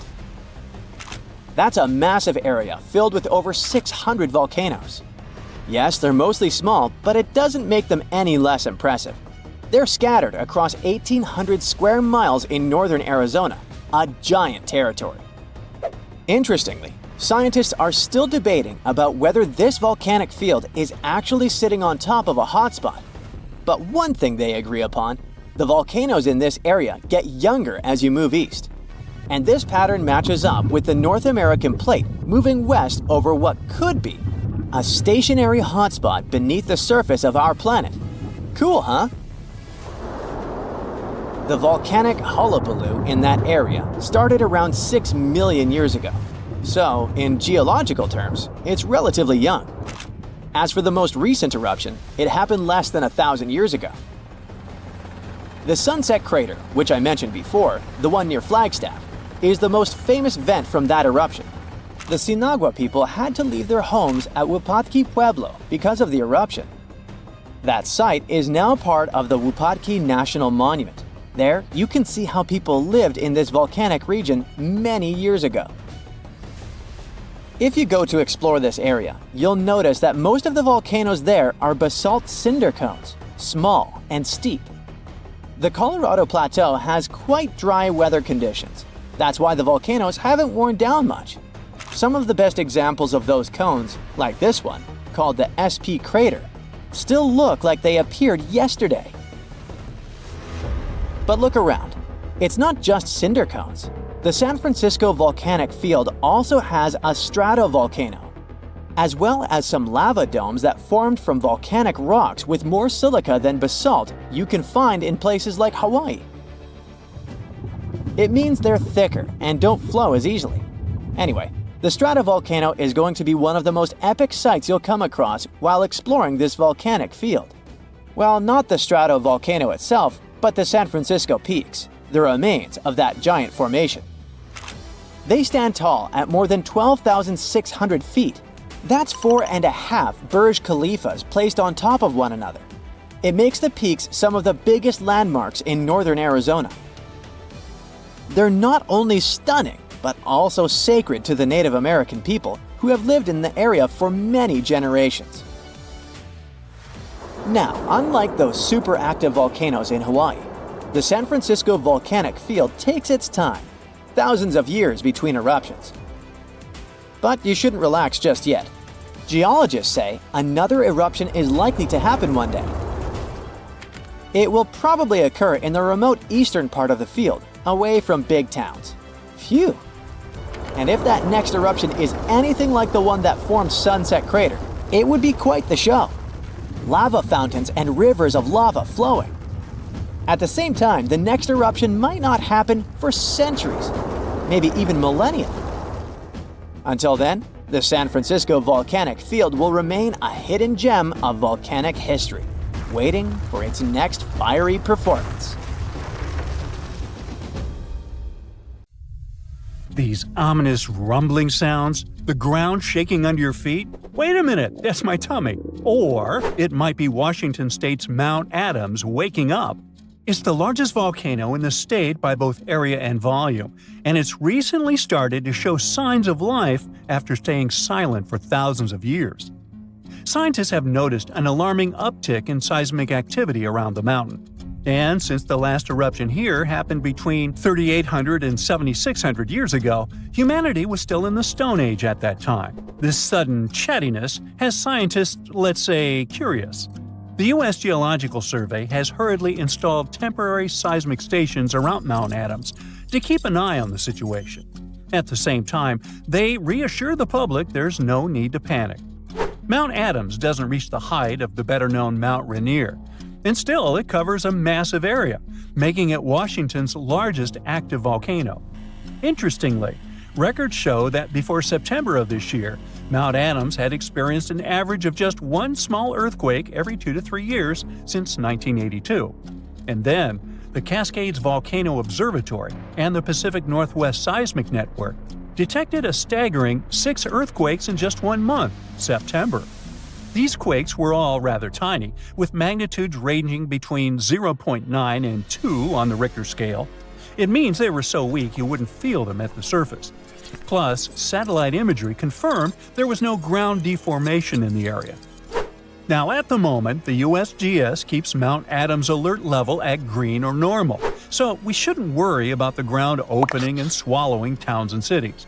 But the most recent seismic blips have encouraged the agency to install additional equipment for more precise monitoring. Such an expanded network will help scientists notice even the smallest earthquakes, which will help them understand what's happening under Mount Adams. This extra equipment might also shed light on whether this recent activity is a signal of future eruptions or just a random anomaly. If Mount Adams eventually erupted, it would likely produce slow-moving lava flows rather than explosive eruptions like Mount St. Helens. After all, past eruptions have only led to lava flows that travel just a few miles from the volcano. So that's not what we'd need to worry about. A much more dangerous thing would be lahars. These are mud flows that can happen when volcanic ash, rock, and melted ice mix during eruptions. Lahars have occurred near Mount Adams without even eruptions. Rock, weakened by hydrothermal processes at the volcano's summit, suddenly broke loose, creating fast-moving, destructive mud flows. Exactly for this reason, the USGS categorizes Mount Adams as a high-threat volcano. While it doesn't erupt frequently, it still poses serious risks to nearby settlements. Another volcano we should carefully watch is Katla in Iceland. It's one of the country's most powerful and dangerous volcanoes. It last erupted over a century ago in 1918, but if it erupts again, it could be 10 times as powerful as another Icelandic volcano whose name I can't pronounce. See? That one erupted in 2010, completely disrupting air travel all over Europe. An eruption of Katla could release large amounts of sulfur dioxide, which could form sulfate aerosols in the atmosphere. Such aerosols reflect sunlight, which could even cause temporary global cooling. This phenomenon often followed catastrophic volcanic eruptions in the past. Although eruptions are common in Iceland, Katla's ash cloud would likely shoot higher into the sky and cover larger areas of Europe than that other one did. It would ground flights and negatively affect economies. If Katla erupted, it would also harm agriculture, water supplies, and air quality. In 2014, scientists noted that a large eruption could even cause a tsunami that might travel along Iceland's south coast and out to sea. But the potential impact of such a tsunami is still unclear. Katla tends to erupt on a regular schedule every 40 to 80 years, which means that another eruption is statistically very likely soon. That's why Katla remains under close scientific observation. The Canary Islands' Cumbre Vieja erupted recently in 2021, reminding people of its destructive potential. The lava flow from this eruption was devastating. It covered whole neighborhoods and flowed into the ocean, destroying more than 3,000 homes. Thousands of people had to be evacuated. But the craziest thing? Even though the damage was significant, scientists believe it could have been far worse. A massive eruption of Cumbre Vieja could have caused the volcano's entire western flank to collapse into the Atlantic Ocean, triggering a mega tsunami. This hypothetical tsunami could have potentially created waves hundreds or even thousands of feet high. They could have flooded coastlines around the Atlantic Basin, including parts of the US and Europe. Luckily, recent studies claim that a collapse of that scale is unlikely. But even though the chance of a mega tsunami is low, scientists still think it's wise to prepare for possible eruptions because there's a chance of extensive damage. The lava flows that occur at this volcano tend to be extensive and dangerous to both human life and the infrastructure on the island. If you decide to travel to Ecuador, you should be wary of Cotopaxi, one of the most active volcanoes in this country. It's been rumbling with minor eruptions since 2022. While these eruptions have been relatively small, Cotopaxi has a great potential for a major eruption, and it has scientists on high alert. If Cotopaxi erupted on a large scale, it could produce a massive ash cloud over 12 miles high, threatening the lives of around 200,000 people in the neighboring area. A serious danger is Cotopaxi's snow-capped summit. It would melt super rapidly in a major eruption. It could lead to destructive floods and landslides that would flow down the mountain and potentially reach populated areas. This combination of volcanic activity and glacial floods makes Cotopaxi a high-risk volcano. A powerful eruption could occur soon, or it could be years or even decades away. But monitoring efforts are in place to catch any warning signs. The next volcano we should watch out for is already infamous, Mount Vesuvius. Its catastrophic eruption in 79 CE destroyed the Roman cities of Pompeii and Herculaneum. Its last eruption occurred in 1944, but Vesuvius remains highly active and poses a great risk to nearby Naples, one of Italy's largest cities. A large eruption would threaten over 3 million people. Many of them live in the vicinity or even directly on the slopes of the volcano. If Vesuvius erupted, it would be an explosive event, with ash, rocks, and volcanic gas ejected at extremely high speeds. And even though such a destructive event isn't expected for a few hundred years, Vesuvius remains one of the world's most closely watched volcanoes. After all, it has a real potential to cause catastrophic damage in a densely populated area. Then we have Popocatepetl, often called El Popo. It's one of North America's tallest active volcanoes, which lies about 40 miles from Mexico City. Exactly this proximity to a metropolitan area with a population of 22 million people makes Popocatepetl especially hazardous. A large eruption could send a massive ash cloud over Mexico City, causing widespread disruptions. Ash could clog the city's drainage systems, contaminate water supplies, and even cause power outages by short-circuiting electrical systems. Plus, lahars could rush down the volcano, reaching nearby towns. Popocatepetl has been showing near-constant seismic activity since the early 2000s, and smaller eruptions are pretty common here. In early 2024, there were 13 recorded minor eruptions, which alarmed nearby towns. At the same time, volcanologists consider such eruptions normal for Popocatepetl. While talking about super dangerous volcanoes, we can't skip Yellowstone National Park. It houses one of the world's largest supervolcanoes. Its last massive eruption occurred about 640,000 years ago. But if this monster were to erupt today, the impact would be much more devastating for the entire planet. States closest to Yellowstone, including Montana, Idaho, and Wyoming, would be most affected, likely experiencing disastrous pyroclastic flows. These flows, which are made of a dangerous mix of lava, ash, and gases, can obliterate everything in their path. Large parts of the country would also be blanketed in volcanic ash, over 3 feet in some areas. On a global scale, an eruption at Yellowstone would send tons of ash and gases into the stratosphere, potentially blocking sunlight and causing global temperatures to drop for a few years. This would disrupt agriculture, collapse transportation systems, and create food shortages on a massive scale. Still, even though there's a popular myth that Yellowstone is overdue for an eruption, geologists clarify that this isn't true.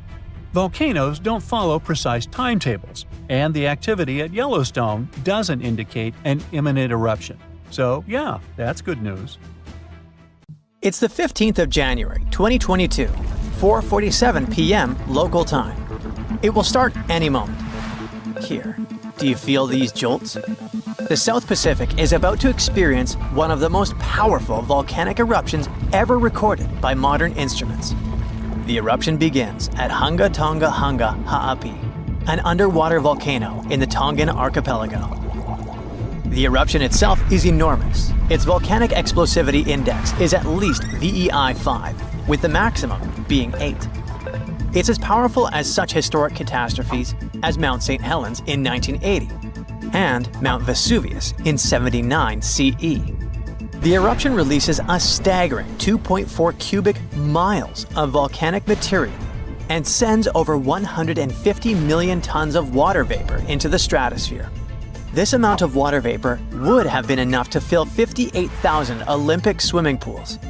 Additionally, the eruption generates the fastest underwater currents ever recorded and triggers large tsunamis that struck areas as far as Peru, more than 6,200 miles away from the volcano. And it takes at least 4 lives, with even more missing. But the craziest thing is that just before the eruption, 15 minutes ahead of time, there was a kind of warning. But as it often happens, people simply missed them. 2 seismic stations, about 466 miles away from the volcano, which is pretty far for this kind of thing, picked it up. They figured out it was a Rayleigh wave, which is a type of seismic wave that moves along Earth's surface. This wave was caused by a fracture in the ocean floor, where magma and seawater started to interact under a lot of pressure. That's likely what triggered the eruption. The crazy thing is that normally, volcanic seismic signals are pretty small and can only be detected close to the volcano. But this Rayleigh wave traveled way farther than usual and was much stronger. It means there had to be a massive amount of movement going on beneath the surface before the eruption. While people on the ground didn't feel it, those distant sensors picked it up. And this discovery is great for identifying volcanic threats earlier in the future and for improving early warning systems. If scientists can detect these seismic precursors, they could give a heads up before an eruption happens. That would give people time to evacuate and reduce the chances of injuries or property damage, especially for underwater volcanoes like this one, which can also trigger fatal tsunamis. Now, the eruption was big, but its impact was mostly contained. However, this discovery underlines how important seismic data is for predicting and preparing for these disasters.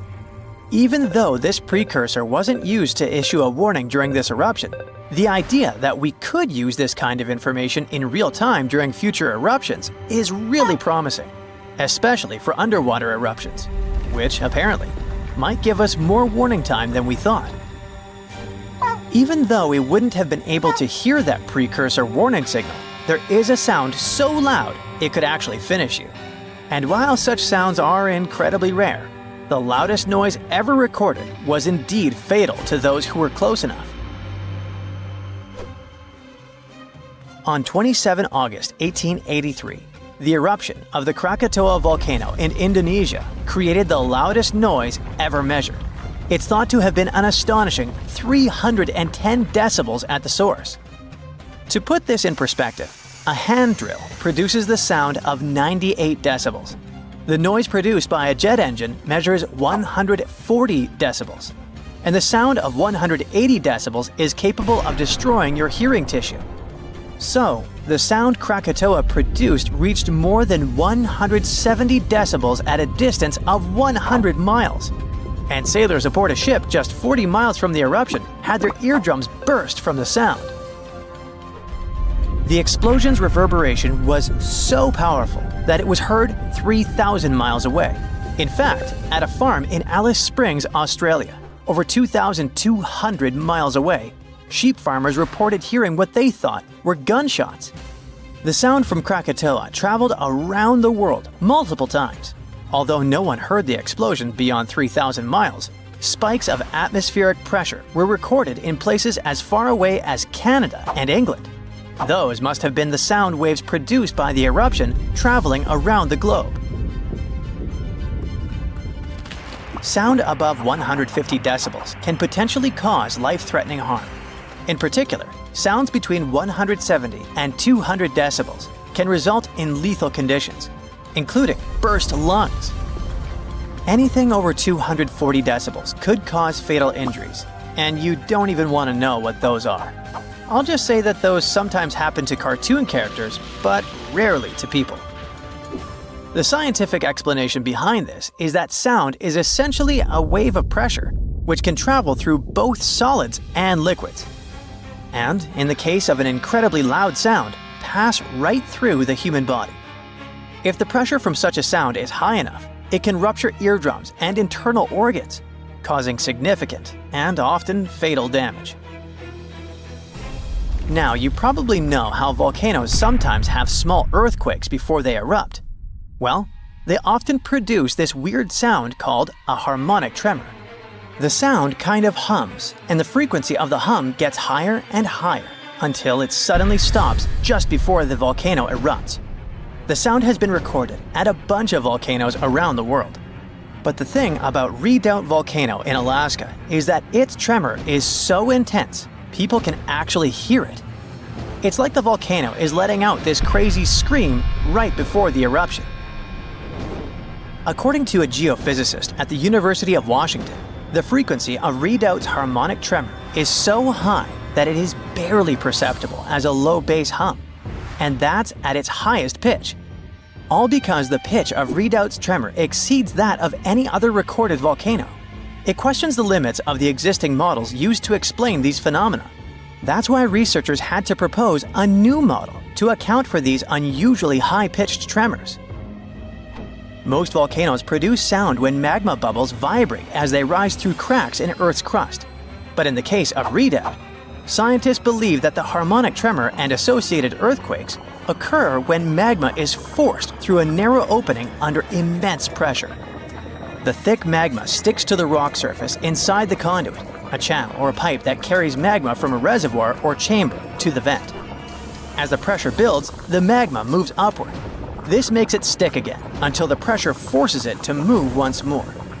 These sudden movements cause small earthquakes, which, as the pressure increases, occur more rapidly and blend into a continuous rising noise. So it's actually the rocks making the sounds. This new model is important because it could help scientists better understand the eruptive cycles of volcanoes like Redoubt. It could also serve as a limited early warning system. By the time Redoubt began to scream like this, the volcano had already been erupting for a few days. So the tremor might only provide a few minutes or hours of warning before the next explosion. The harmonic tremor at Redoubt reaches an extremely high frequency, then falls eerily silent before the volcano erupts again. This pause occurs when the earthquake activity slows down and the two sides of the fault slip smoothly against one another. Maybe that's when even earthquakes can't keep up anymore. The new model may also apply to other volcanoes, such as the Soufriere Hills volcano on the Caribbean island of Montserrat. The research team is now planning to investigate why the pressure at Redoubt is concentrated in one specific spot. To move ahead in their research, the scientists have created 2 recordings of Redoubt's seismic activity. The first, a 10-second recording, compresses about 10 minutes of seismic sounds and harmonic tremors, sped up 60 times.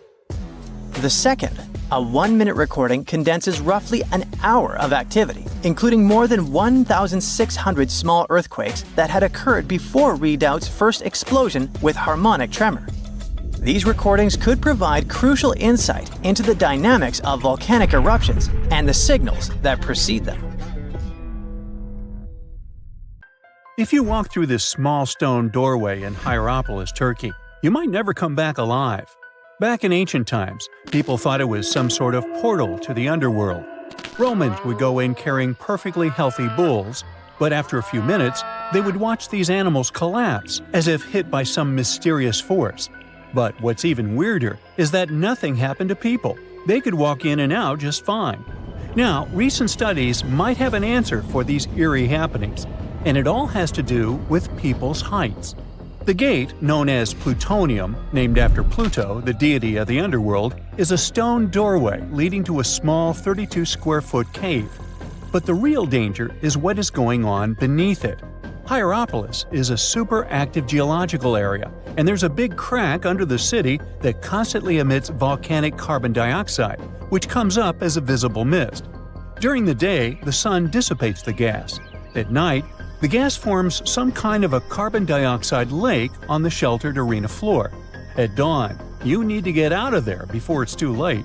This whole place can turn particularly life-threatening right before the sun rises, when the carbon dioxide concentration, about 15 inches above the arena floor, reaches 35%. That means birds, bulls, and even humans can suffocate and pass away in just a couple of minutes. But there is a scientific reason that explains how Romans could get out of there unharmed. The carbon dioxide concentration drops quickly with height. So animals perished while their handlers, being taller and standing up, could walk out and breathe safely. Most people can't stay inside the Bhangarh Fort after sunset. This 16th century fort, located about 146 miles from Delhi, is known as one of the most haunted places in India. During the day, the area is bustling with visitors who can walk through the main gate of this once grand fort city and check out the ruins of temples and palaces. But they will also see this big sign at the gate that dramatically warns everybody that all access is strictly forbidden after dark. That's probably because at night, according to locals, women can be heard screaming and crying in that place, along with the sounds of bangles breaking and strange music. Others have reported seeing shadowy figures and flashing lights among the ruins, or even smelling a strange perfume floating around. Yawata no Yabushirasu is one of Japan's most restricted forests, located in Ichikawa. The forest itself is a small area, covering just a little more than 40 square yards, and it is mostly a thick patch of mosu bamboo. Its location next to a parking lot and modern buildings makes it seem less intimidating, but don't be mistaken by its appearance. Since at least the 19th century, people have said that anyone who enters this forest is bound to disappear and never be seen again. So, as soon as you arrive, a sign near the forest tells you about its history and the curse believed to be linked to it. Some rumors suggest the creepy presence of an ancient samurai lord walking around. Other legends say that the forest hides a bottomless pit filled with poisonous gas. Whether these stories are true or not, today the area is enclosed by stone walls, and entry is still strictly prohibited.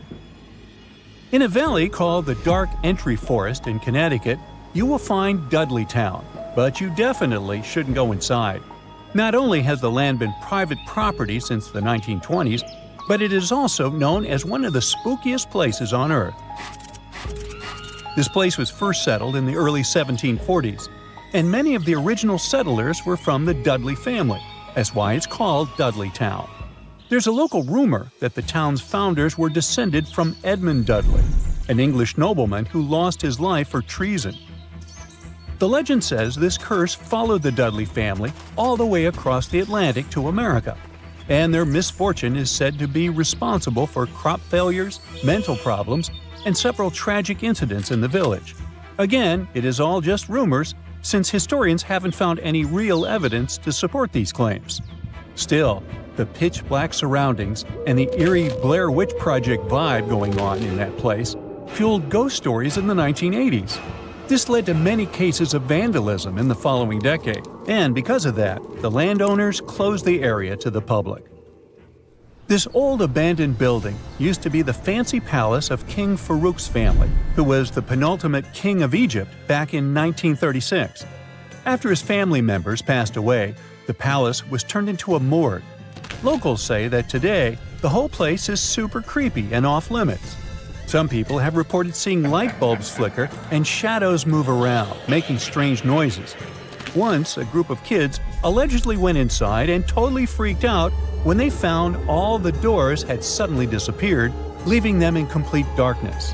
They had no choice but to start screaming for help. This Hawaiian island has been off-limits to people for over a century. It's called Ni'iau and is the smallest inhabited island in Hawaii, covering around 69.5 square miles. It has around 84 residents. The island doesn't have cell phone service, paved roads, or power lines, just solar panels for electricity. A single family has privately owned the island since 1864, when a Scottish farmer bought it for $10,000, which would be around $250,000 today. The island has stayed in the family, passing down to its descendants, the Robinsons. They have kept it private ever since, so access is highly restricted and basically by invitation only. The Erdstall tunnels are a network of about 2,000 mysterious underground passageways mainly found in Central Europe, especially in Austria and Bavaria. These tunnels are usually narrow and cramped, often just wide enough for one person to squeeze through at a time, and they are believed to date back to the Middle Ages, as far back as the 12th century. What's really puzzling about these tunnels is their purpose. Despite a lot of research, nobody really knows why they were built. There is a theory that they were used for storage, but since many of them are below the waterline and occasionally get filled with water, that doesn't seem very practical. These tunnels have very light, almost claustrophobic sections and sudden drops, which doesn't seem practical for other straightforward uses like escape routes, hiding places, or even spiritual purposes. To make things even more mysterious, there is a complete lack of artifacts, which makes it even harder for researchers to figure out what these tunnels were really for. Since 2019, adventurous people can get arrested if they try to climb this rock. Uluru, also known as Ayers Rock, has been off-limits because it is now considered a sacred site for local communities. But the fact that it is also extremely dangerous probably played a big role in the decision to close it off to visitors. This rock is 1,142 feet high, which is about the height of an 80-story building. The climb to the summit can be very slippery, and high temperatures, which can hit 116 degrees Fahrenheit in the summer, have led to people passing away from dehydration and heat-related issues. Something even creepier happens at the top of the rock right after storms. When it rains, small tadpole-like crustaceans called shield shrimp hatch in temporary waterholes and rock pools on top of Uluru. These extraterrestrial-looking creatures are about 3 inches long, and they spread their super-resilient eggs everywhere. When enough summer rain comes, they hatch and go wild, feeding on microorganisms and bacteria in the water.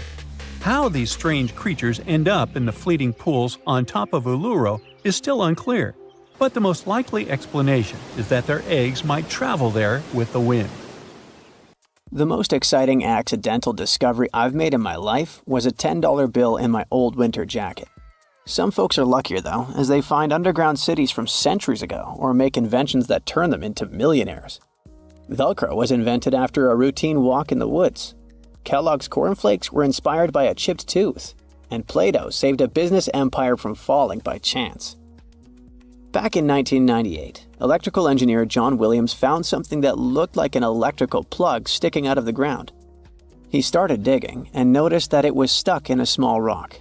He found it in a rural location in North America, far from civilization, industrial complexes, airports, factories, and electronic plants.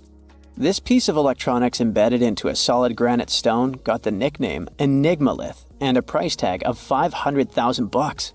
Some scientists are sure it's a big hoax and not a souvenir left by some visitors from space, as Williams claims. But the finder of the rock wanted to prove that it was a real piece of ancient technology, some sort of an electrical connector. If it's not a hoax, then this little find could be proof that humans, or some other civilization from the past, were way more advanced than we ever thought. They must have managed to invent a way to transmit electricity long before humans in the 19th century. He offered scientists to take a look at this find and establish what it really is without breaking the rock open, but there were no takers. Williams consulted an engineer and a geologist, and both confirmed there were no traces of glue on the electronic component. It hasn't been welded either, so it must be as old as the rock, which is around 100,000 years old according to geological analysis.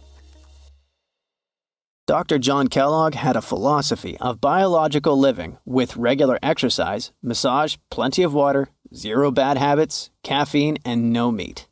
At the end of the 19th century, he looked over a health institute in Michigan. He once whipped up a mix of flour, oats, and cornmeal. He thought that by baking whole grains at high temps, they'd be easier on the stomach and healthier overall. He baked the mix twice and first made cookies, but a patient chipped a tooth on that version. Then he decided to break it into small pieces. It's hard to pinpoint exactly how Kellogg cornflakes came to be, with so many versions of the story floating around. Kellogg's wife, Ella, and his brother Will both claimed they played a role in creating the flakes, along with several other family members and sanitarium staff. The company lore says that it all went down one night in 1898, when some wheat-based cereal dough was left out too long, fermenting in the process.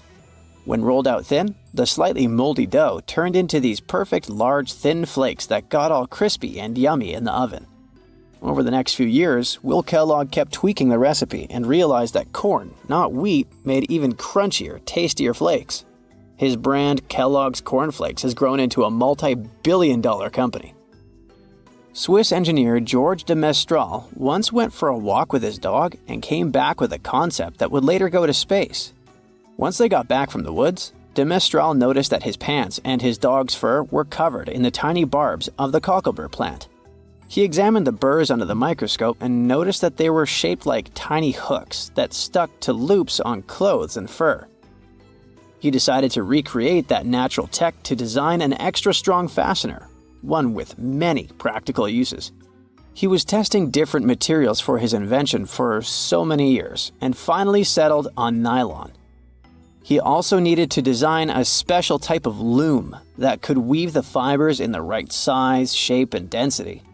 It took de Mestral a total of 14 years until he introduced the world to Velcro, which means velvet and hook in French. De Mestral was hoping his invention would replace the zipper on clothes, but the fashion world found Velcro cheap-looking and unattractive. But NASA didn't think so, and used Velcro for astronaut spacesuits and helmets in the 1960s.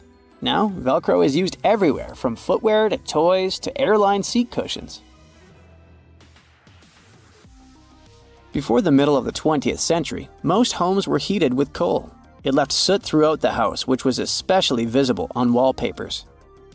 Kutal Products was the largest company that sold wallpaper cleaner, but in the 50s, more and more people switched to gas, oil, and electricity, and the sooty buildup problem was mostly solved. The owner of Kutal Products was trying to save his business. Meanwhile, his sister-in-law read that wallpaper cleaner could be used to make holiday decorations. She worked as a nursery school teacher, and modeling clay was pretty hard for her students to handle, so she decided to test this material for molding into different shapes, and it works out just fine. She told her relatives about the discovery and suggested a name for it: Play-Doh. The Kutal company was about to go bankrupt, so it was a great alternative for a new business. Soon enough, Macy's and Marshall Field got interested in the new toy and started selling it. Play-Doh was originally only in one color, white, but soon expanded to red, blue, and yellow. They also made several changes to the original recipe, but the mixture is still mostly the same as when it was used to clean wallpapers. An urban legend says that if you take all the Play-Doh compound ever made and put it through their Fun Factory playset, you'll get a snake that will wrap around the planet 300 times. A man in Turkey was renovating his home when he knocked down a wall in his basement with a sledgehammer. He found a tunnel behind the wall that led to an ancient underground city. The tunnel led to more tunnels and then halls and chambers. It turned out to be a whole underground complex with 18 stories and without a single inhabitant, abandoned a long time ago. It was the city of Derinkuyu, built thousands of years ago, a home for up to 20,000 people. Whoever built it had great skill, and it's rather easy to build tunnels out of the soft rock, but cave-ins are a big risk. None of the floors at Derinkuyu have ever collapsed. The city had a complex ventilation system with over 15,000 shafts. The upper levels had the best ventilation and were used for living and sleeping quarters. The lower levels were mainly used for storage, but they also had a dungeon. In between, there were room for domestic animals, a school, a convent, and small churches. John Martin, a forestry professor, was out exploring a forest in Wisconsin one night. He was shining a UV flashlight up into the canopy to spot lichens, fungi, plants, and frogs that glow under the UV light. Then, suddenly, he heard a flying squirrel chirping at a bird feeder, pointed the flashlight at it, and saw it light up pink. The professor told his colleagues about it, and they decided to investigate further. They checked out some flying squirrel skins at museums to see if this pink glow is a common thing among them.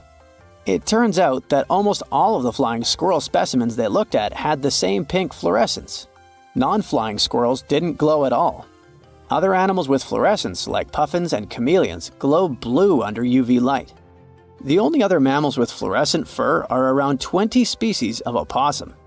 They live in different ecosystems and have different diets. The only thing they have in common with flying squirrels is that they're all active at night. And regular squirrels prefer sunlight. There's enough ultraviolet light in low-light conditions, and nocturnal animals need UV vision. So the pink glow might have to do with nighttime perception and navigation, especially in cold and snowy conditions. Or it could be a way for male flying squirrels to attract prospective mates. It could be a sort of mimicry. We've all heard of the Sahara. Sure you have. It's the largest hot desert on the planet. A sea of sand covering an area larger than the contiguous United States. But have you ever wondered what lies beneath the sand dunes? To answer this question, we must travel deep into the past of our blue planet. Up until some 6,000 years ago, the Sahara was grassland. Humans were around at this time, not me, spreading agriculture around the planet. In the north of Africa, the color green dominated. Plenty of rainfall meant that there were lakes, rivers, pastures, and even forests. A completely different image of the Sahara from the barren landscape of today. But then, the climate started to shift. The region became parched, and the vegetation started disappearing. The wind did the rest. It took away the fine sediment after there were no plant roots to hold the ground together. Give it a couple thousands of years, and you get a familiar image of the Sahara. Sand and rocks stretching as far as the eye can see. But when it comes to volume, only a quarter of the Sahara is actually sand. The yellow sands of the Sahara are just one part of the story. The desert has many other features, such as gravel plains, salt flats, and plateaus. Makes you think if we understand the word desert correctly. For people who study such terrains, geologists, there is only one condition for defining a desert: precipitation. If an area gets little or no rain, then it's considered a desert. The Sahara certainly fits the bill. Its average annual rainfall is just 3 inches. Compare that to the nearly 45 inches a year in New York. When we look at precipitation, this sandy desert is only the third largest in the world. Number 1 and 2 are Antarctica and the Arctic. They are larger than the Sahara by millions of square miles. It sounds odd, but there is more than one type of desert. The first two are polar deserts, while the Sahara is a subtropical desert. But the difference in air temperature are staggering. In Antarctica's interior, temperatures plummet to minus 76 degrees Fahrenheit. Compare that to the highest temperature on record in the Sahara of 136 degrees Fahrenheit. But this desert has a cool side. At night, the temperature is roughly the same as the average yearly temperature in Denmark. This hot and cold roller coaster makes it hard to choose the right outfit when venturing into the Sahara. And what about the sand? How deep is it actually? The depth varies between 70 and 140 feet. That's not too deep. If you put the Statue of Liberty in a tall dune, half of it would still stick out of the sand. Its vast amounts in the Sahara were created by aeolian processes. That's Greek for wind. Over time, it blows and shapes the surface of the earth.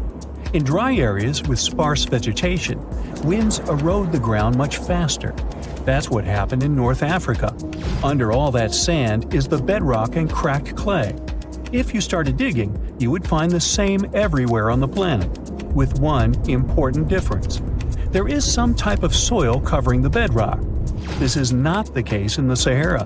Because of the arid climate and a lack of vegetation, sand covers the ground below. Over the course of thousands of years, a lot of interesting finds ended up in the desert sand. For example, there are petrified tree trunks. These are essentially preserved prehistoric trees. They date back to the time when the region was lush green. In some places, the trees of this fossilized forest are at least 65 feet tall. The wood is so well preserved that you can still see the texture and knots. There are even fossilized pine cones. In 1992, scientists found glass fragments in eastern Sahara.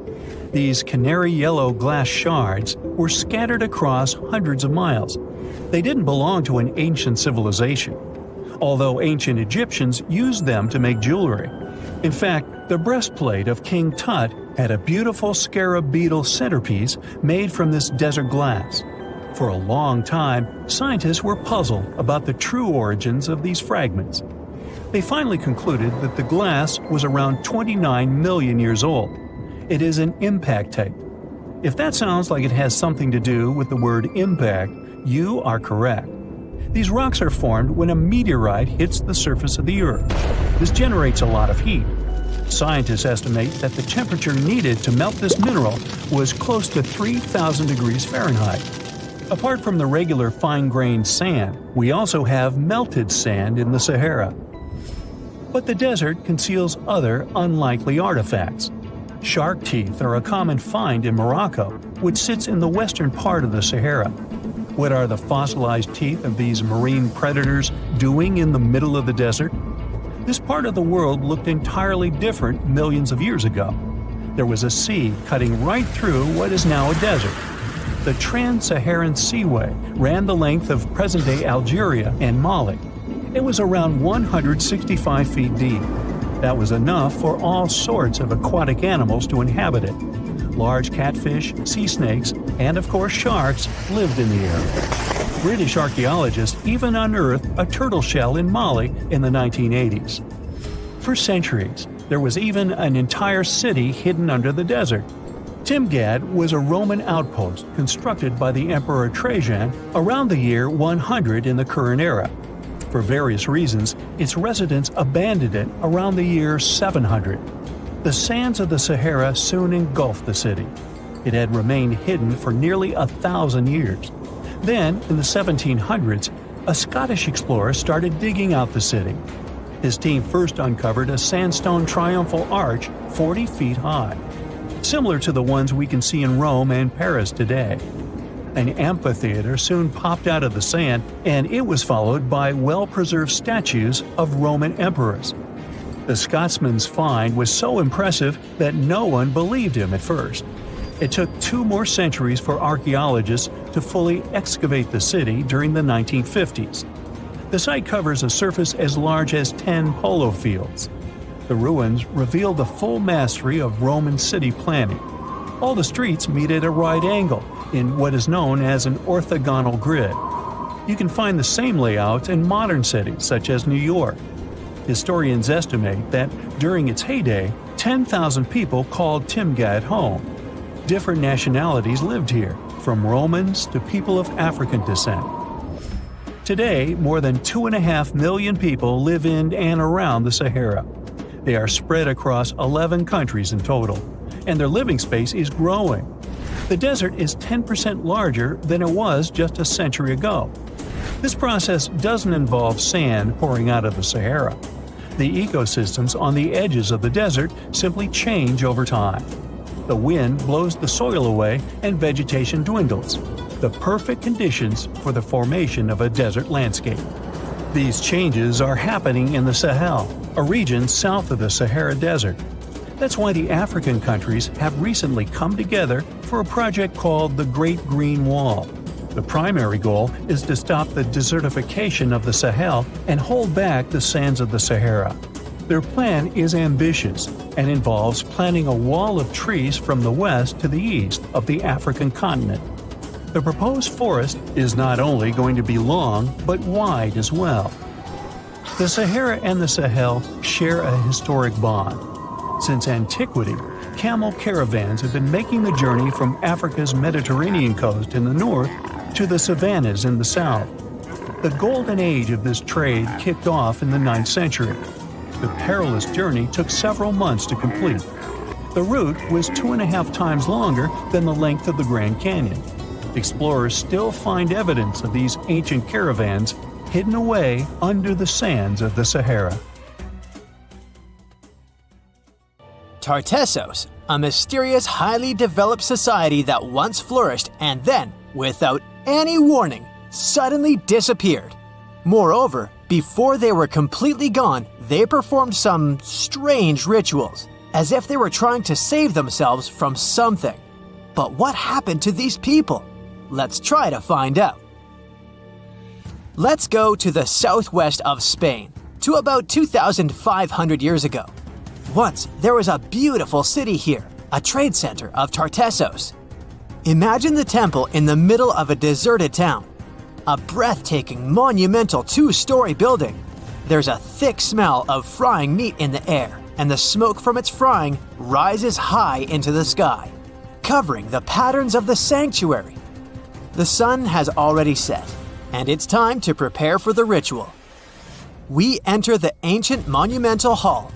Inside, hundreds of people gather around a long wooden table lined with delicate ceramics and bronze bowls.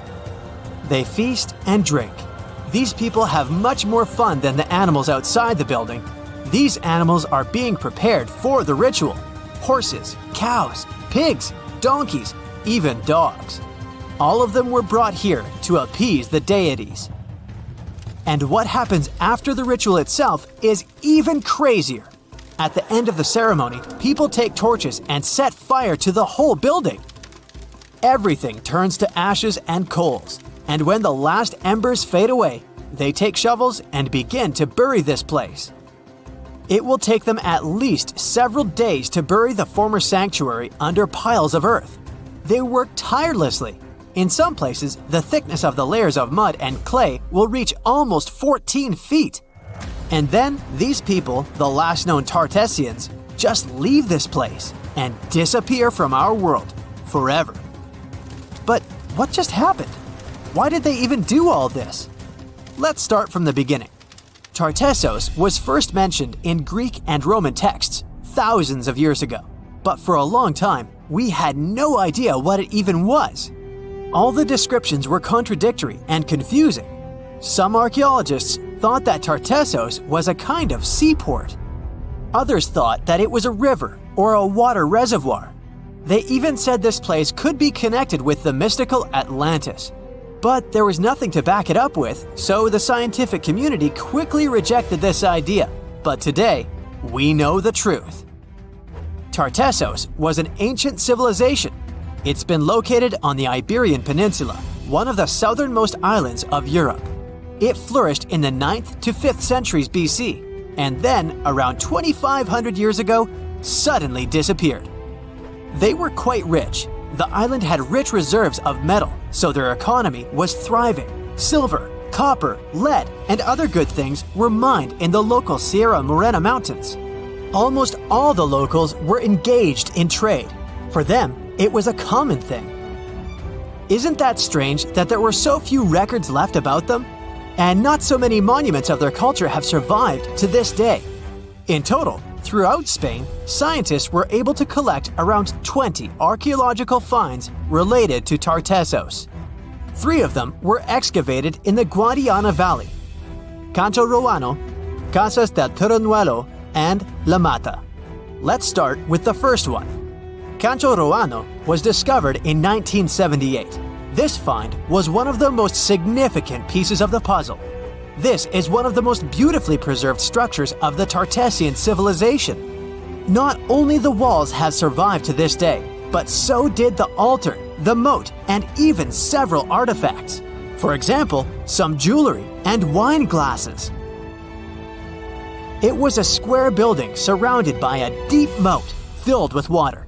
And, to be honest, we still don't know its exact purpose. We only assume that it could be an ancient temple. Some rituals were carried out there. For instance, they would set fire to the temple and cover it with thick layers of sand and clay. They even left some expensive artifacts inside, tools, gold jewelry, and so on. Moving on to the next find. Casas del Turrunuelo is one of the best preserved buildings in the entire Western Mediterranean. We only discovered it a couple of years ago, back in 2015. And it hasn't been studied that well yet, but we already know that this place is also pretty weird. Casas del Turrunuelo was a very rich building. It wasn't just some kind of temporary camp. It was a place of monumental, impressive architecture. Massive staircases, vaulted ceilings, luxurious materials brought from all over the Mediterranean, and the latest construction technologies. It was supposed to be a place of power, maybe even something like a palace. And yep, it also became the venue for the rituals. It's unclear whether the locals intended to destroy this beautiful place from the very beginning, but this is where they performed the greatest ritual in the area. This ritual involved more than 50 animals, including the most valuable ones, horses. It was their only means of transportation.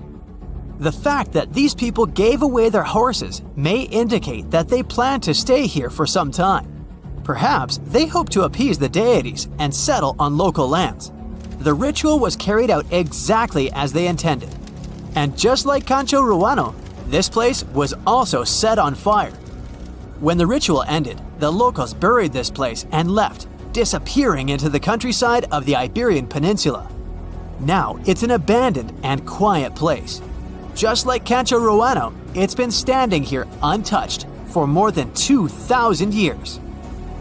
The last find is La Mata, which was discovered much earlier than the other two, back in 1930. The resemblance between all of them was striking.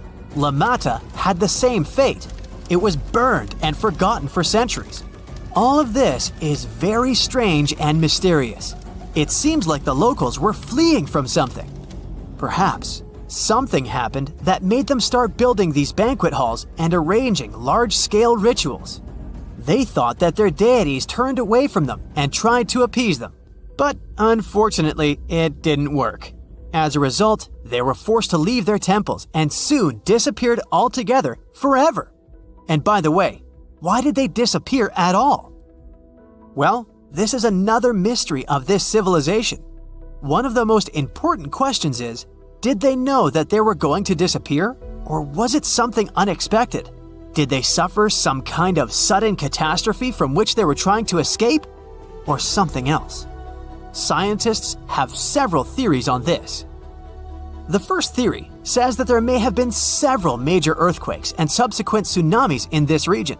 These natural disasters destroyed local settlements and severely demoralized the survivors. Perhaps they were looking for salvation from this. Another theory is that there were some problems with trading. Since they were rich in metal and lived off their economy, any problems in it could lead to big troubles.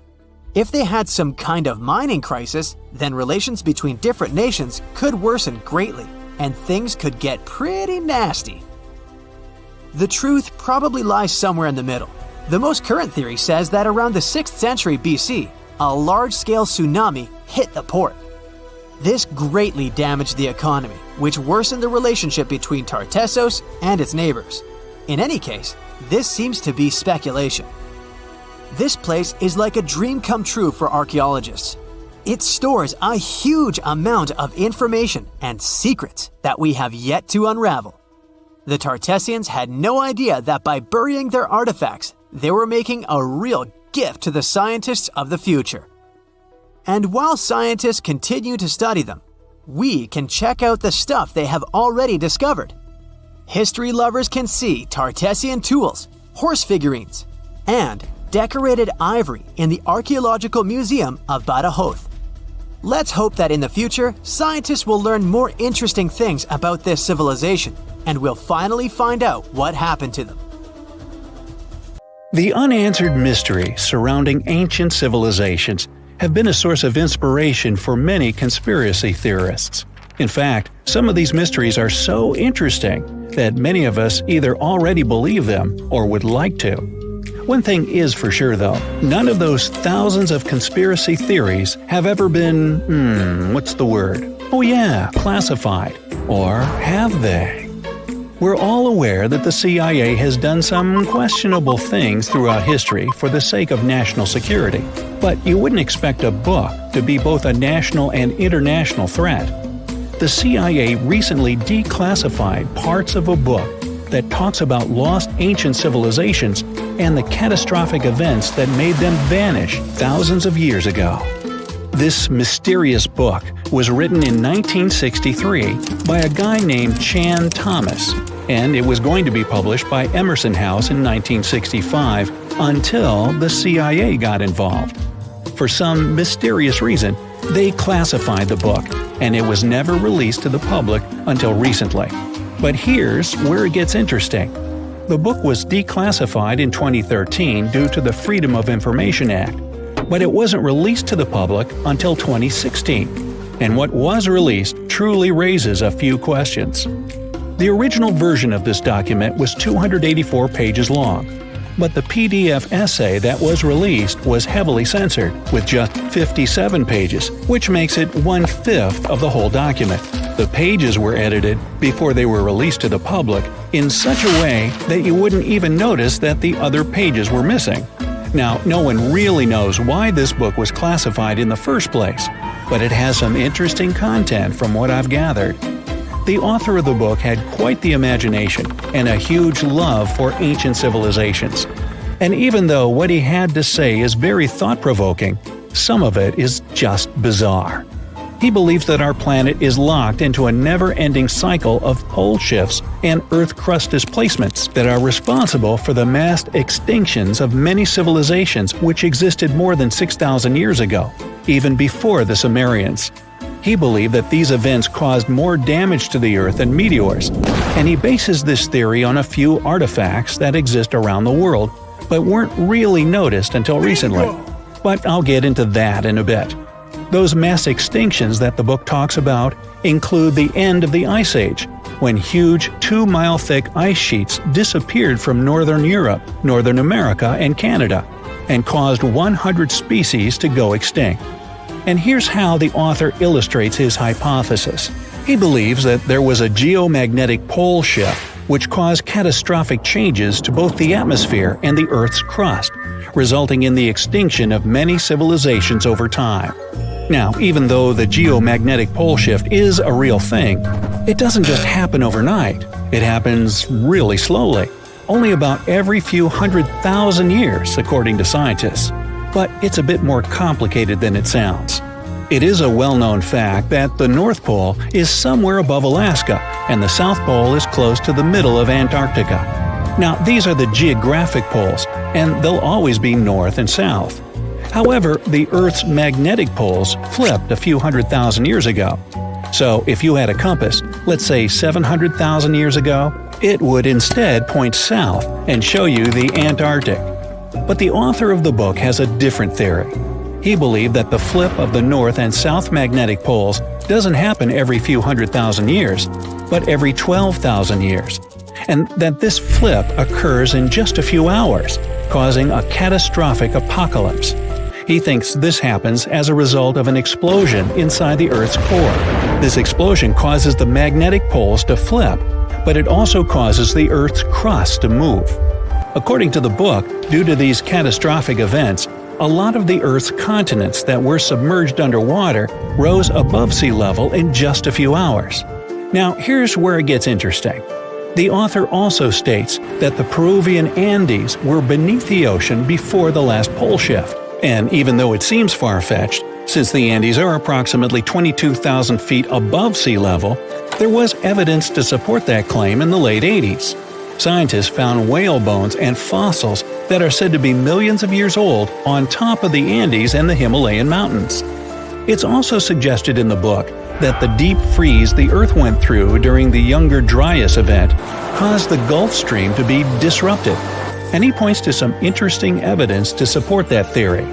Frozen mammoths were found trapped in blocks of ice with food still in their mouths. Now, this is a true mystery, because freezing cold weather is in their nature, and they were among the few animals that could truly survive in the Ice Age. So, what could have caused them to freeze so quickly? Kinda makes you go, doesn't it? The document describes the Great Pyramid of Giza as a true enigma as well. The Pyramid of Giza is made out of 2.5 million stone blocks that are placed on top of each other with great precision. It's close to 750 feet wide and more than 450 feet high. To this day, we're still not able to explain how it was constructed, and it's quite difficult to understand the internal design as well. On the inside, the pyramid has no similarities to the other pyramids, and, despite popular belief, there were no mummies found in any of them. If you think that's a bit weird, wait for the next one. There are absolutely no hieroglyphs found in any of the pyramids, and that goes both ways. What do I mean? There are also no pyramids, or anything that resembles a pyramid, in any hieroglyphs either. Mr. Thomas believes that the pyramids were created hundreds of thousands of years before the Egyptians by a civilization that went extinct. Speaking of civilizations, in his book he even mentions the Greeks. He claims that in Greece, there was another ancient race of people that went extinct as well. He claims they were extremely tall with blue eyes and blonde hair, and had access to advanced technology that the Greeks couldn't have known about in their prime. Now, before we drift too far away from the stone blocks, let's talk about another mystery, the temple in Baalbek, Lebanon, and its ginormous foundation blocks. Those stones, which make up the Heliopolis, were also used for the temple in Rome. The foundations of the temples are made of 900-ton trilithon stones, and according to the author, this is proof that there must have been a lost ancient civilization with advanced technology. Now, most archaeologists claim that those stones were made by the Romans. However, there's no evidence to support that. The Romans didn't have the technological equipment to make the stones or lift them. So, you might think, what if they just made them in that place right then and there?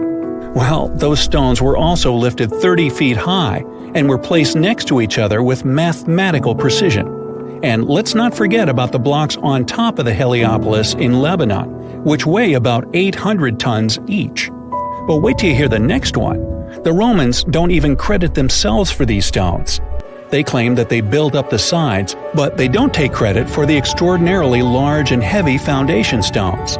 The author also makes an interesting point about the distance between the Roman capital and Baalbek in Lebanon.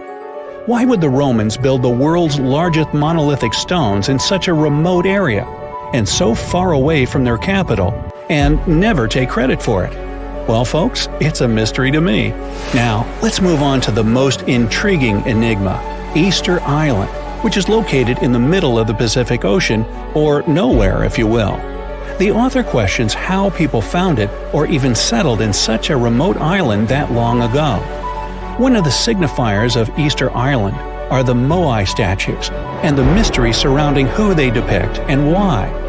What's an even bigger question is how they were created, moved, and positioned in the places they were found. According to this declassified document, Easter Island was part of the now lost continent named Mu, and it was sunk in the Pacific Ocean in a disastrous cataclysm that happened during one of those pole shifts. The continent of Mu, according to the book, was as big as South America, and what we now call Easter Island is just what's left of that continent. The author also believes that this is what happened with the lost city of Atlantis as well. Plato is even quoted about this, saying that the whole city of Atlantis sunk miles beneath the waves within just a day. Even though the whole story sounds very intriguing and makes some interesting points, we know that, scientifically speaking, a cataclysmic pole shift causing entire civilizations to go extinct isn't possible. Everyone loves a good landmark. The Roman Colosseum, the ancient city of Machu Picchu, the Giza pyramids. But have you ever wondered how it once looked? Way back in the days when they were built? Or even in the time they were covered in ivy and forgotten by humanity? Buckle up, because we're heading on a time travel adventure to the world's greatest archaeological sites. Our voyage begins in South America, deep inside the Peruvian mountains. Behold, the city of Machu Picchu. Machu Picchu is a monument to the ingenuity and power of the Inca civilization. During its prime, the Inca civilization stretched 2,500 miles along South America's coastline from modern-day Ecuador all the way down to Chile. And Machu Picchu was located at the heart and center of it. The historic site was constructed at around 7,000 feet above sea level, more or less around 1450 BCE. The gated city consisted of around 150 buildings made of stone. The Incas managed to build temples, houses, and even a complex aqueduct system to irrigate the entire town. And yes, they did all that without the help of wheels or any instrument made of iron. The housing model is somewhat similar to stone houses we see nowadays, with the difference that the Incas didn't use any cement to stick together the blocks of stone. Yet, they fit seamlessly on top of each other. Not only that, the Incas must have developed a rudimentary yet effective anti-earthquake technology, since in the event of a quake, the rocks would shake without falling out of place. If Machu Picchu had been built today, it would have cost over $70 million to finish the entire thing. The purpose of the site is still a mystery to many historians. Theories suggest that it could have been built as a ceremonial site, a safety base for the Inca people, or even a retreat for royalty. What we know for a fact is that in the 16th century, 100 years after Machu Picchu was built, its population abandoned it, with tree roots taking over the majority of the site and keeping it hidden from humankind for over 4 centuries. It wasn't until the 20th century that the world was reintroduced to Machu Picchu when a Peruvian farmer led Yale University professor Hiram Bingham III to visit the site. Since then, Bingham and many other explorers dedicated their lives and research to studying the archaeological wonder of Machu Picchu. Now, for the next stop on our time-traveling vehicle, the city of Pompeii in Italy. Pompeii has crowded our collective imagination for many years. The eruption of the Mount Vesuvius volcano in 79 AD and the destruction of an entire city is hopefully not something that will happen again. But I bet you're wondering, what did Pompeii look like on its last day? It took 18 hours for Pompeii's streets, markets, houses, and forums to be buried under millions of tons of volcanic ash. Thanks to some clever scientists, we discovered that the lava and ashes that covered Pompeii on its very last day actually helped to freeze the city in time. Different from ice, the cloud of ashes did not preserve the city intact. But as the items disintegrated over 2,000 years, they left voids under the earth. Archaeologists found that if they filled these voids with plaster, the shape of the buried city would soon reveal itself. And that's exactly what happened. Of course, it was nothing like the bustling city of 12,000 people that had existed for many years before the fateful eruption. Pompeii was a vibrant and rich municipality. The site's ruins revealed that many areas of Pompeii boasted impressive houses, some with balconies, which was a sign of great wealth at the time. And, believe it or not, even some artwork survived the eruption. Archaeologists found well-preserved frescoes and murals of mythological creatures, all indicating that members of the high society lived there.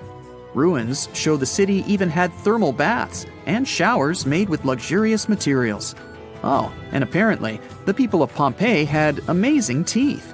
Yes, archaeologists could see even that tiny level of detail from the plaster molds they recovered from underground. Still in the Italian territory, we find one of the world's biggest tourist attractions, the Roman Colosseum. It was built as an amphitheater during the reign of Emperor Vespasian, around 70 AD.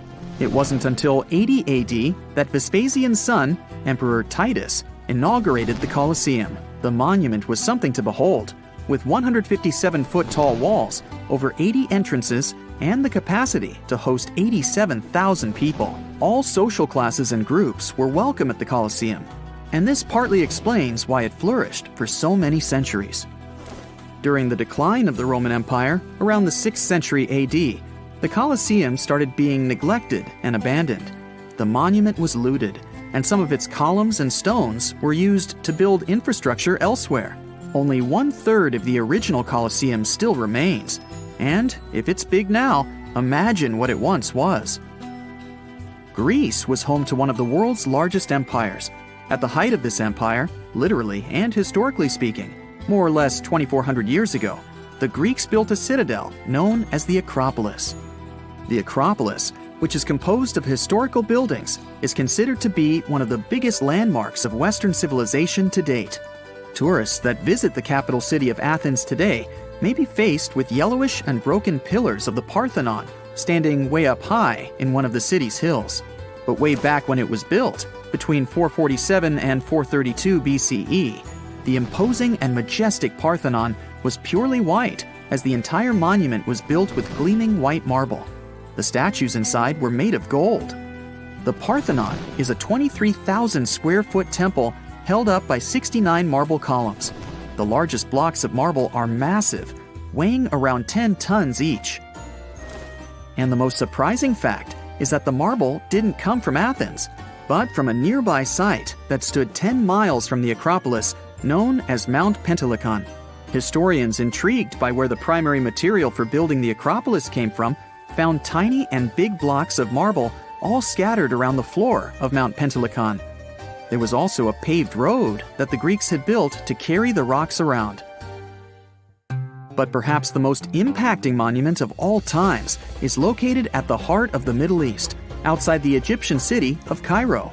The pyramids are considered one of the 7 wonders of the ancient world. The Giza Pyramid Complex was built as a tomb for the pharaoh Khufu around 4,500 years ago. Between 20 to 30,000 people took part in the construction process. It's composed of 3 pyramids.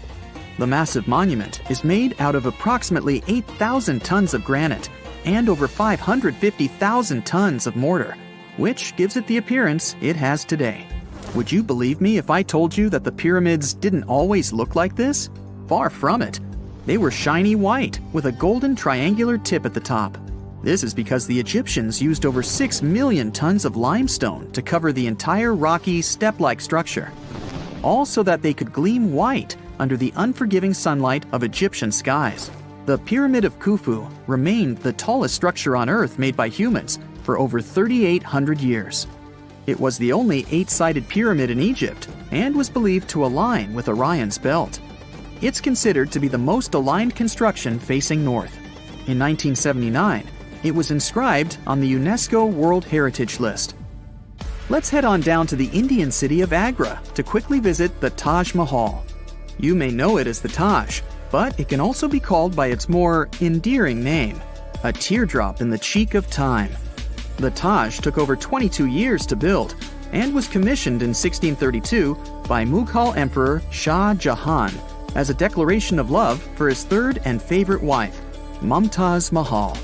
It was made with ivory white marble, and amazingly, due to tight conservation, it still remains very similar to what it was when it was built. I think all this talk of landmarks got me thirsty for some traveling. What about you? Tell us in the comments below if you've ever visited some of these sites, or which interesting landmarks you'd add to this video. Now, let's assume that another species, whether humanoid or dolphin-like, could have existed millions of years ago. How do we find their traces? There was a Doctor Who episode about a non-human industrial civilization on Earth that existed long before us. These reptiles, called Silurians, were forced deep underground by a catastrophic rise of temperatures on Earth, and there they thrived for centuries. That inspired scientists to create the so-called Silurian hypothesis. If there was an advanced civilization before us, we should find their traces somewhere. Well, let's try. Climatologist Gavin Schmidt and astrophysicist Adam Frank decided to dive into this themselves. Like us, any technologically advanced civilization would be hungry for energy. So they looked for global effects that would leave a widespread mark. For example, hints of large-scale industrial processes, like plants and factories, and their leftovers. Then comes the question of how long these civilizations would last. If they existed for a long time, we should look for long-lasting signs, like residues from burning fossil fuels, mass extinctions, synthetic chemicals not found in nature, and even traces of nuclear fission. Basically, we should search for the same kinds of things that humans are currently leaving behind as evidence of our activities. Unfortunately, this evidence isn't that easy to find. Let's imagine an unsettling scenario if humanity suddenly disappeared. Even though it seems like we've left a lot of changes on our planet, the future civilization millions of years from now would struggle to find any remnants of our existence. Why? Well, our planet has existed for 4.5 billion years. Complex life on Earth has existed for more than 400 million years. Compared to that, our industrial period only lasted around 300 years, and we haven't left any significant traces. Our record of Earth's history is full of gaps, especially the further back you look. The fossil record captures only some things, being very selective and incomplete. On average, one fossil emerges every 10,000 years, and dinosaur footprints are even rarer. Mountains rise, oceans change, and plate tectonics can easily wipe out evidence of entire civilizations. After a couple of million years, chances are any physical signs of a civilization would disappear. In order to find at least something, we have to look for things like odd sediment patterns or unusual isotopic ratios. Also, fossils mostly form in water, leaving us in the dark about creatures on land or in the jungles. So even if there was a technologically advanced society millions of years in the past, and even if they were far more advanced than us, we might struggle to find any clues of its existence. Frank and Schmidt try to understand how we could ever hope to spot signs of them. Discovering actual cities would be the ultimate proof of a Silurian-style civilization on Earth. But Adam Frank isn't too optimistic. Even now, our cities cover less than 3% of the surface, making it easy to miss ancient city ruins. Whether a city survives over tens of millions of years depends on whether the land around it is sinking, getting locked into a rock, or rising, getting worn away by rain and wind. So places like the French Quarter in New Orleans might have a better shot of making it into the geologic record than, say, Haight-Ashbury in San Francisco. When it comes to finding artifacts, the odds are pretty slim as well. No prehistoric iPhone would survive millions of years, fancy glass or not. Finding their fossilized remnants might be a bit more promising, but it's still tricky. Considering modern humans have only been around for about 100,000 years, it's quite possible that we might overlook any traces of an earlier advanced species. There is one thing, though. We could stumble upon their traces in rocks. Our current chaotic era might leave a distinct mark on the Earth's geological history, especially since we're basically experiencing PTM 2.0. I'll get to that in a moment. So they try to look at the changes in the carbon cycle. Humans have been releasing a lot of fossil carbon since the 18th century. This leaves a special mark in the carbon isotope ratio, like a signature that shows the difference between carbon in living things, such as seashells, and carbon in lifeless volcanic rock. Scientists also look for signs in the way sediments are arranged. Large coastal deltas might mean that there were bigger rivers made by folks in this hypothetical civilization. Traces of nitrogen could suggest big-scale farming, where they used a lot of fertilizer. Spikes in metal levels in the sediment could mean runoff from heavy industries. Of course, a single find like that wouldn't tell us anything. Schmidt says the key is to look for multiple signs together. Without clear artifacts, the uniqueness of an event might show in various clues rather than a set of changes linked to a single cause. On a quest for Silurian-style clues, scientists even decided to check the Moon. Some astronomers find it surprising that no one has looked into this before. They even joked about the possibility of dinosaurs building rockets and leaving traces on the Moon or other celestial bodies. These astronomers think that Earth-like planets tend to erase signs of civilizations on their surfaces. So they're exploring the wild notion that these beings might have been space travelers. In that case, remnants of their technology, known as technosignatures, could be lurking not only on our Moon but also on asteroids, or even buried on Mars. There they might endure for millions or even billions of years. Unfortunately, so far, despite digging into the past 380 million years and examining all suspicious events, the researchers haven't found a clear match for a technological civilization. They don't give up, though. Frank calls for more investigation. For example, we could study how modern industrial chemicals stick around in ocean sediments. This, he believes, could help us identify similar chemical traces in the Earth's history. If there are no traces, why do we even bother to find something like that? This research is based on Schmidt and Frank's recent papers. They were delving into the Anthropocene. It's the proposed epoch dominated by human activities on Earth. It's full of these things called hyperthermals. They're prehistoric events when temperatures on Earth sharply increased over a relatively short time. They're like extreme heat waves from the past. A great example of this is the Paleocene-Eocene thermal maximum, or PETM for short. It happened around 55.5 million years ago and saw a rapid rise in global temperatures. Over 200,000 years, the average temperature on Earth jumped from about 9 to 14 degrees Fahrenheit. We studied these hyperthermals to understand how they occurred, from natural causes or human activities. So, these hyperthermals sparked the genesis of Frank and Schmidt's research. To study them, scientists started examining chemical signals and tracers left in rocks.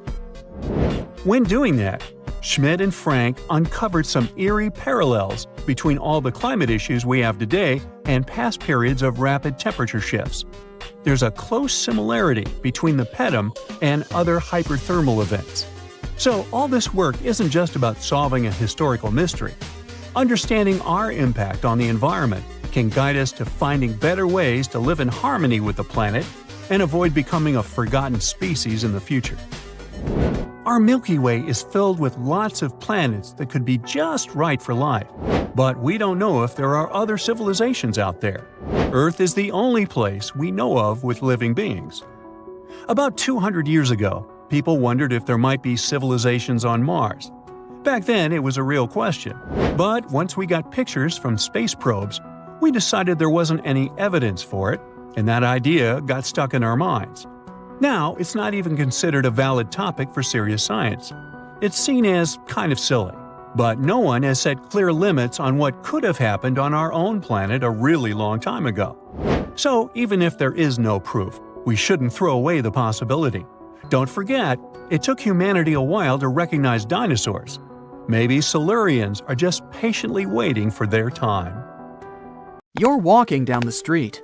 You see a strange-looking antique shop called Ageless Trinkets of Mr. Bright. You're curious, so you enter there. You take a look at all the weird stuff. Suddenly, an old folded parchment paper catches your attention. It's a world map, but something's off with it. Instead of showing the countries as you know them, it shows the locations of 4 mythical lost worlds and civilizations. Mr. Bright, the shop owner, comes next to you after realizing your shock. This map won't let you find these places or anything, but I can explain to you the legends behind them if you want, he says. Let me begin with Atlantis. You might know it as Aquaman's underwater kingdom, but Atlantis, the fictional island, was actually first introduced in 2 of Plato's works. According to him, Atlantis was a highly advanced civilization that existed about 9,000 years before his own time, and its story had been passed down by poets, authors, and others. He wrote about Atlantis and its citizens to give a moral lesson and to teach about the dangers of arrogance, as well as the eventual downfall of those who are after too much power. In his dialogues, Plato stated that Atlantis was a great and powerful empire that was respected in all parts of the world.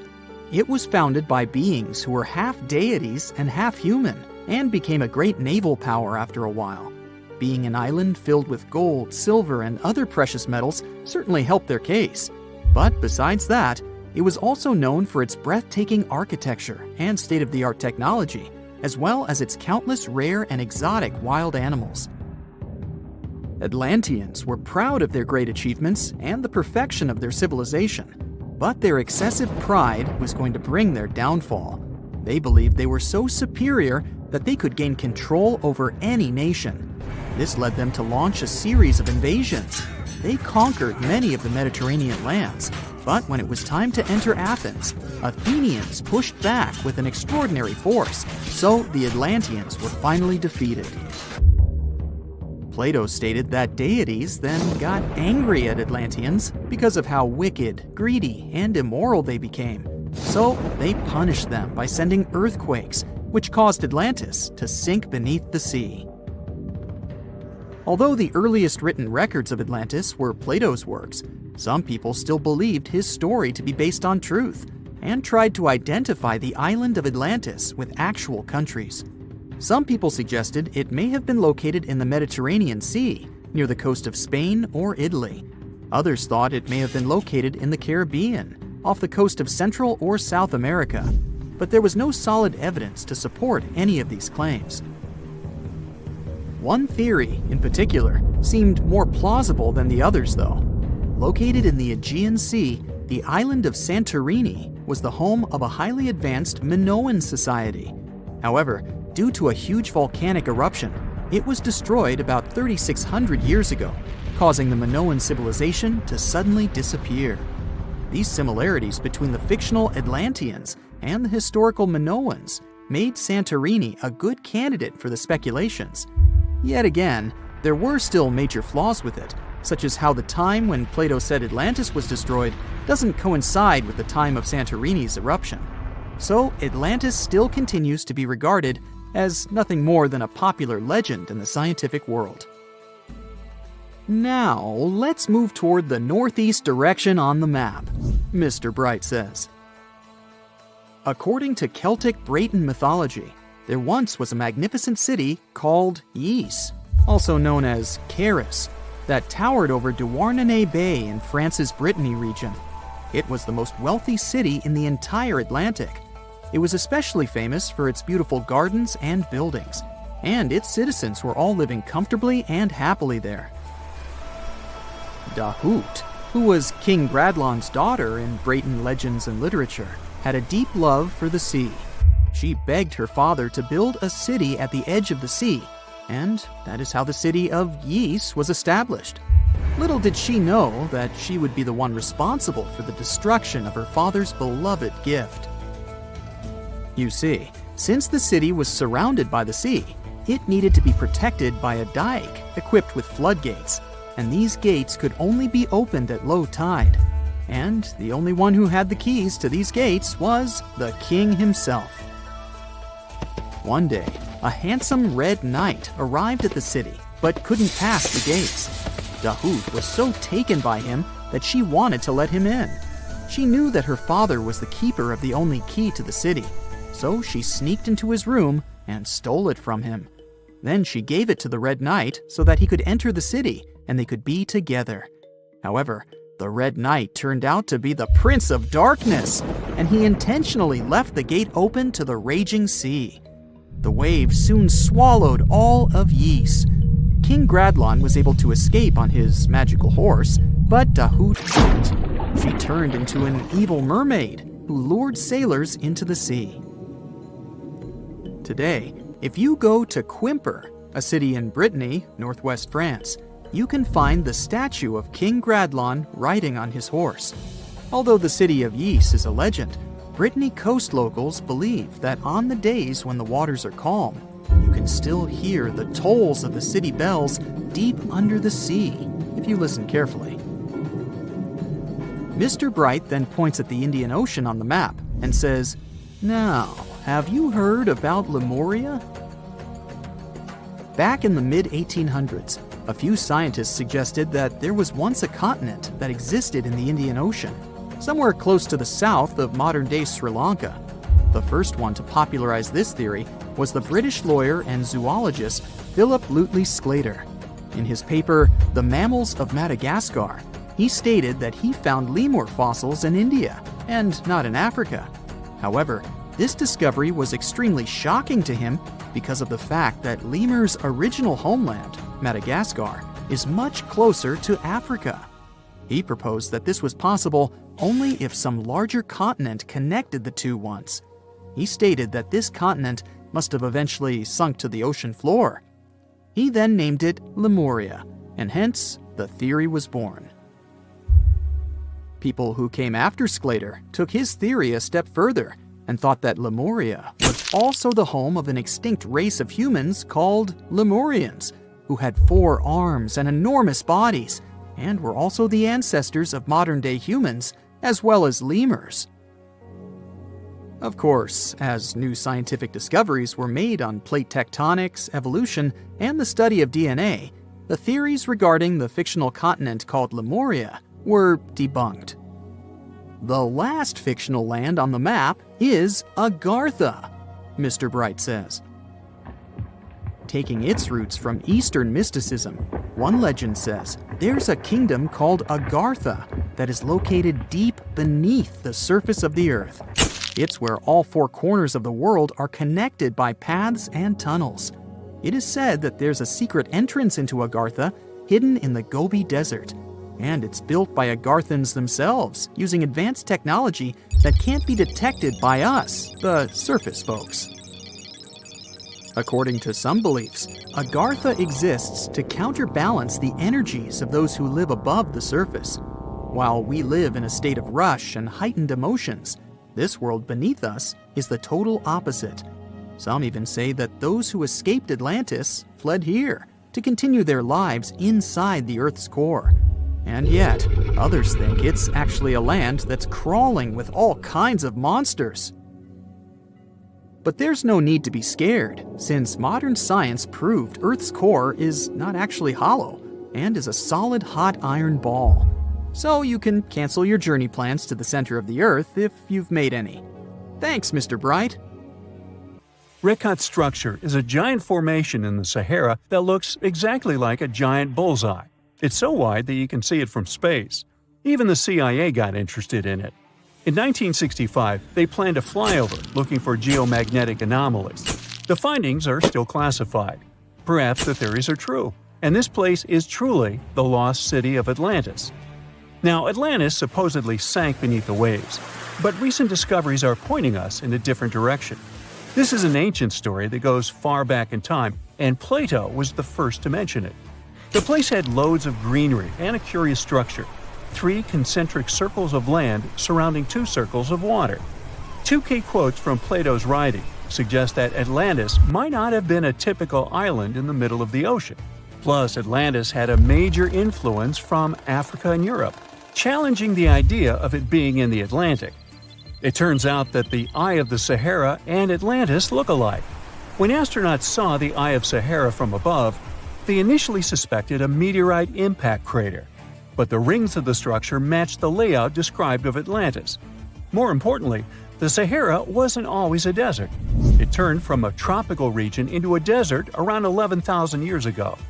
Researchers found evidence of a massive river called the Tamaracet that could have sustained a community. This river flowed toward the Rikat structure, aligning with Plato's description. The Trans-Saharan Seaway ran through the Sahara 50 to 100 million years ago. The sea allegedly destroyed Atlantis around 11,500 years ago, likely due to a rapid rise in sea level caused by the end of the Ice Age. NASA's worldview imagery shows patterns consistent with this theory. Those concentric rings might be a key to unlocking the secrets of our planet's evolution over millions of years. They're shaped by erosion on resilient rock layers, creating a spooky pattern of ridges and troughs. The central peak stands proud at 1,300 feet.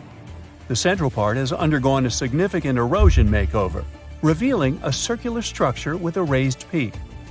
Unlike impact craters, the Eye of the Sahara flaunts a striking balance and symmetry. Some say it results from rock uplift, sculpted by wind and water.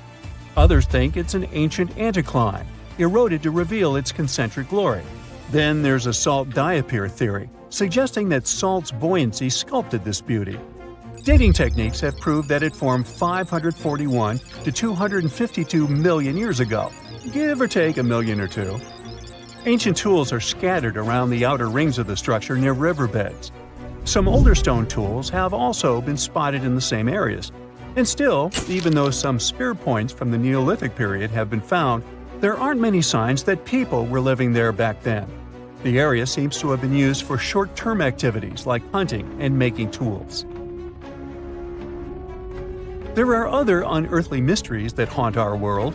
One such enigma is in Norway, the ominous Hessdalen light phenomenon, also known as the Valley of Lights, leaves scientists confused.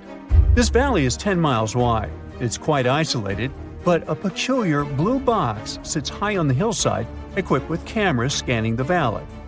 The unsettling saga began in the 1980s, when the night sky over Hessdalen erupted with burning fireballs, a recurring spectacle that sent shivers down the spines of those who witnessed it. This wasn't a fleeting occurrence, rather it became a regular thing. Terrified locals reported encounters with these unexplained luminous phenomena, some of which happened near their homes. Unease spread like wildfire. At its peak, there were about 20 sightings every week. The phenomenon made its way into newspapers, magazines, and media worldwide. Soon, people flocked to the valley, hoping to see the lights themselves. In 1984, experts joined the fray, armed with sophisticated instruments like magnetometers, radiometers, and other ometers. What they encountered was mind-bending, lights that defied explanation. Some moved at a leisurely pace, while others raced through the sky at an astonishing 19,000 miles per hour. People tried to explain these lights: airplanes, distant reflections, ball lightning, satellites, planets, meteors. But the speed and how these lights danced ruled out all those theories. We're slowly approaching another mysterious place. This is the greatest subglacial lake among Antarctica's 675 known lakes. It can easily hide unknown life forms. This lake is beneath the East Antarctic ice sheet. Dive about 2.5 miles under the ice, and there you'll see Lake Vostok, located at 1,600 feet below sea level. This lake is 155 miles long and 31 miles wide at its broadest point. With an average depth of 1,400 feet, it's also the world's sixth largest by volume. It's like an underwater city with lofty pillars and deep basins. The secret lake was discovered in 1993, yet it had been waiting to be found down there for over 2,000 years, collecting ancient secrets.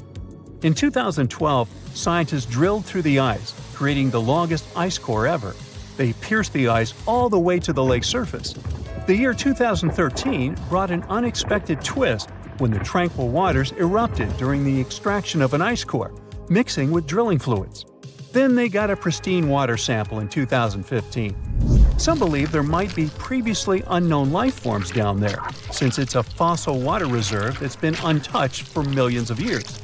That could be a lot like those speculated ice-covered oceans on moons like Europa and Enceladus. It all started with a theory in the 19th century, suggesting fresh water lurking under Antarctic ice sheets. Then, in 1955, seismic soundings hinted at a subglacial lake, and by the 90s, satellite data confirmed Lake Vostok's existence. Now, Lake Vostok isn't alone. In 2005, they found an island in the middle of the lake. Then, two smaller lakes joined the party. They suspect that a secret network of subglacial rivers might link these lakes. Now, very far away from Antarctica, in Venezuela, Catatumbo lightning presents a sinister light show at the junction of the Catatumbo River and Lake Maracaibo. This unsettling lightning phenomenon happens at about 140 to 160 nights a year, going on for 10 hours a day, and can flash up to 280 times in a single hour. The frequency of this lightning show changes with the seasons and from year to year. There was a break between January to March in 2010, causing a bit of worry that it might vanish forever. As the sun sets, winds from the east start picking up speed. The strong wind is called a nocturnal low-level jet, like what you see in the Great Plains of North America. These winds bring moisture, mostly from the Caribbean and the lake itself. This humid air hits high mountain ridges, causing thunderstorms to form over the mountains. Thanks to the ongoing wind situation, more thunderstorms appear as the night goes on.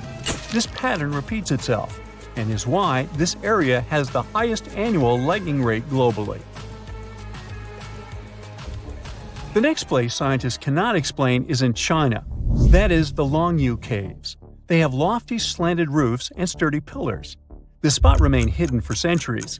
These human-made caverns, built around 2,000 years ago, decided to reveal themselves only in the 90s. Local farmers drained some ponds and unveiled 5 massive caverns. Further digging exposed an additional 19 smaller caves. They range from 60 to 110 feet in width and 26 to 50 feet in height. Archaeologists found historical relics from the reign of Emperor Zhuan of Han, dating back to over 2,000 years ago. Now, how did these caves survive for more than 2 millennia without falling apart? No ancient records explain the way they were crafted either. The walls show chisel marks, hinting at some layer-by-layer chiseling action, but the exact construction process is still a head-scratcher. Now, how about some surreal hidden places to check out? Grab a flashlight and your backpack, and bon voyage! The trip starts in the mountainous country of Switzerland. You travel to the town of Waltensburg in the eastern part of the country. It's raining and it's very cold, but you still make your way to the bottom part of a mountain, where your first adventure awaits. After climbing up high in the mountains, you see a strangely shaped castle. To get there, you must walk up an extremely narrow pathway. Don't look down, you think to yourself. You tighten the straps of your backpack and manage to walk along the pass. Standing at the door of the castle, you really can't believe what you see. A 13th century fortress built entirely of stone. Today, all that is left of Krafenstein Castle is mainly its ruins, but their condition is good enough to get an idea of what the place looked like back in its glory days. You take your time to explore the castle inside, but honestly, this place gives you the chills and you're ready to move on. The next place on the list is Turkey. A plane and then a car ride later, you arrive in the city of Çorum in the northern part of the country. On the outskirts of Çorum, you find a valley filled with old, overgrown mountains and see the beginning of the trail you're about to hike. The way is extremely steep, but it leads to a secret door carved in the mountain. Congratulations! You've just arrived at Kapilikaya. The huge door is a massive arched stone that blocks the entrance to a hidden building. Experts think it has existed since the 2nd century BCE. Unfortunately, the huge door won't open, so what's hidden inside is a mystery today. It's guessed that there is a room inside. Some locals say there's a treasure hidden there too, but until today, no one has managed to enter the place to check. Okay, it's time to get moving before night falls. Next, you get the unique opportunity to travel to Ethiopia. Wandering around the city of Lalibela, you stumble upon a huge pit carved in the ground. You approach it carefully, and soon enough, you see a magnificent terracotta building. So richly detailed, it leaves you mesmerized. But that's not all. There are 10 other pits just like this one, hiding King Lalibela's 12th century buildings. All 11 constructions are different from one another, yet share a similar recognizable style. They were hand-carved over the span of 24 years, only with the help of chisels, which is unbelievable given that these buildings are up to 50 feet high. That's about as tall as 5 African elephants stacked on top of each other, if you could do that. This unconventional way of construction made them entirely monolithic, meaning they were carved out of just one gigantic piece of rock. Pretty impressive, huh? Once you leave Ethiopia, you grab a flight to southern Italy, right there on the tip of the boot. No hiking is needed here. Whew! Your friend takes you to a site called Sassi di Matera. It's a Paleolithic city carved in the slope of a steep hill. You might feel like you've traveled in time here, as local stone houses and ancient buildings are unlike anything you've ever seen before. The site, also known as De Sassi, is suspected to be one of the first human settlements in Italy, dating back to over 9,000 years ago. Wandering around the town, you might get invited inside one of the cave-like houses. Oh, and as weird as it may sound, some of the streets run on top of people's homes. Talk about Paleolithic urban planning. You're probably becoming an expert on rock-cut architecture by now, but there are still a few sites left on your list. Next off, you head to Slovenia to visit the world's largest cave castle. This medieval castle was built on top of a 400-foot-high cliff and was designed to be impenetrable. Luckily for you, security is much more relaxed today. Still, if you're looking for a more challenging and less touristy way inside, you can get into the castle through one of its many underground tunnels. They were built over 800 years ago for the owner of the castle. He needed secret passageways to sneak supplies.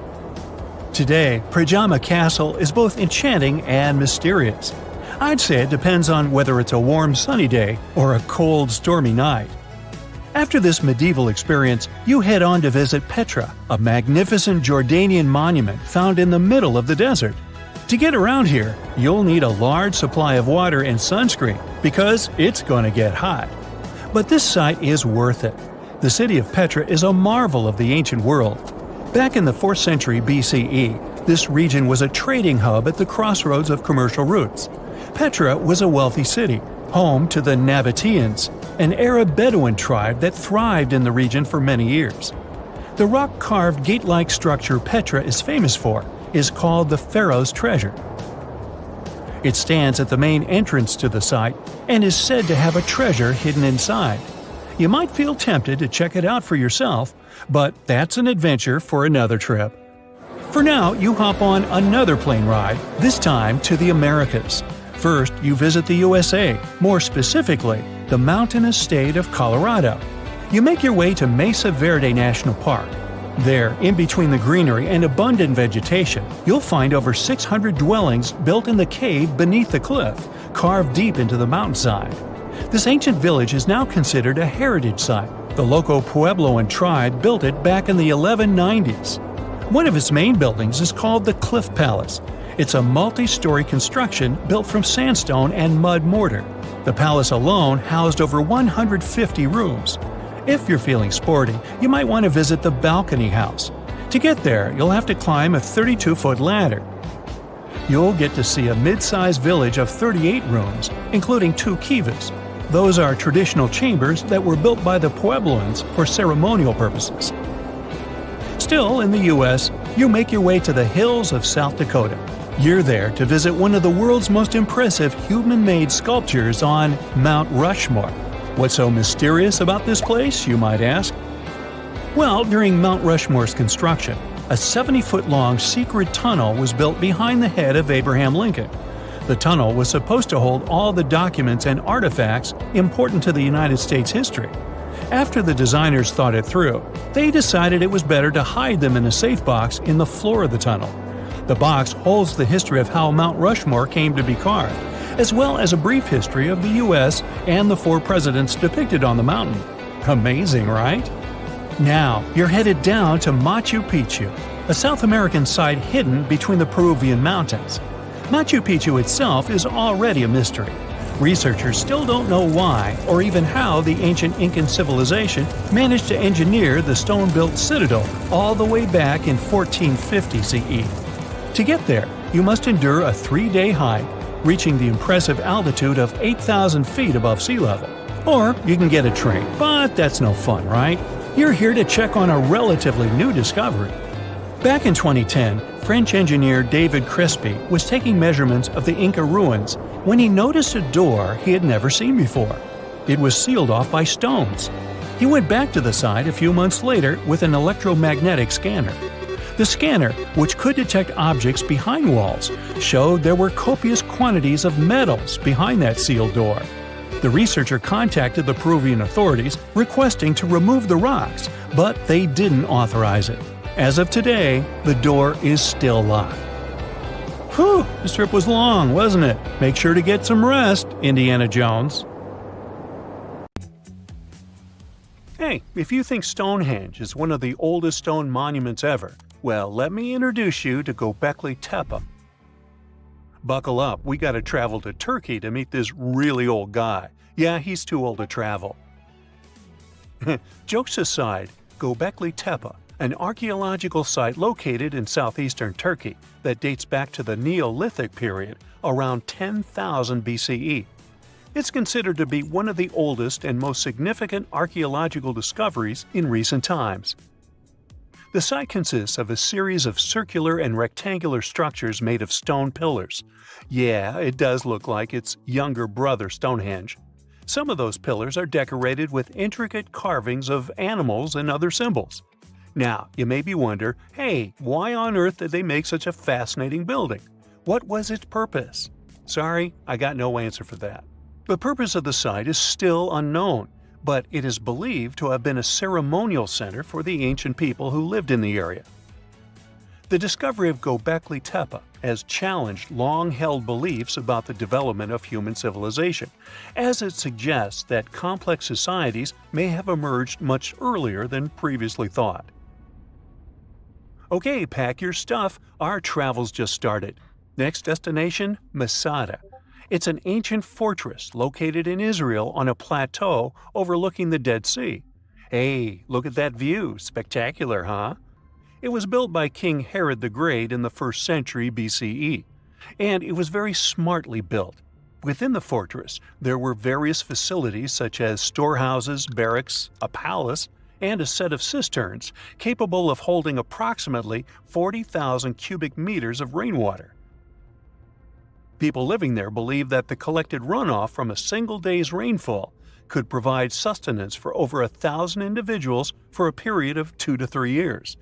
Access to the fortress was limited to 3 steep and winding paths leading up to fortified gates. Still, at one point, the fortress was occupied by people who had fled Jerusalem after the city was captured by the Romans. They held out against the invaders for several months, but eventually they were defeated. But these guys didn't surrender. The story of Masada has become a symbol of resistance and bravery. Today, Masada is a popular tourist attraction and a UNESCO World Heritage Site.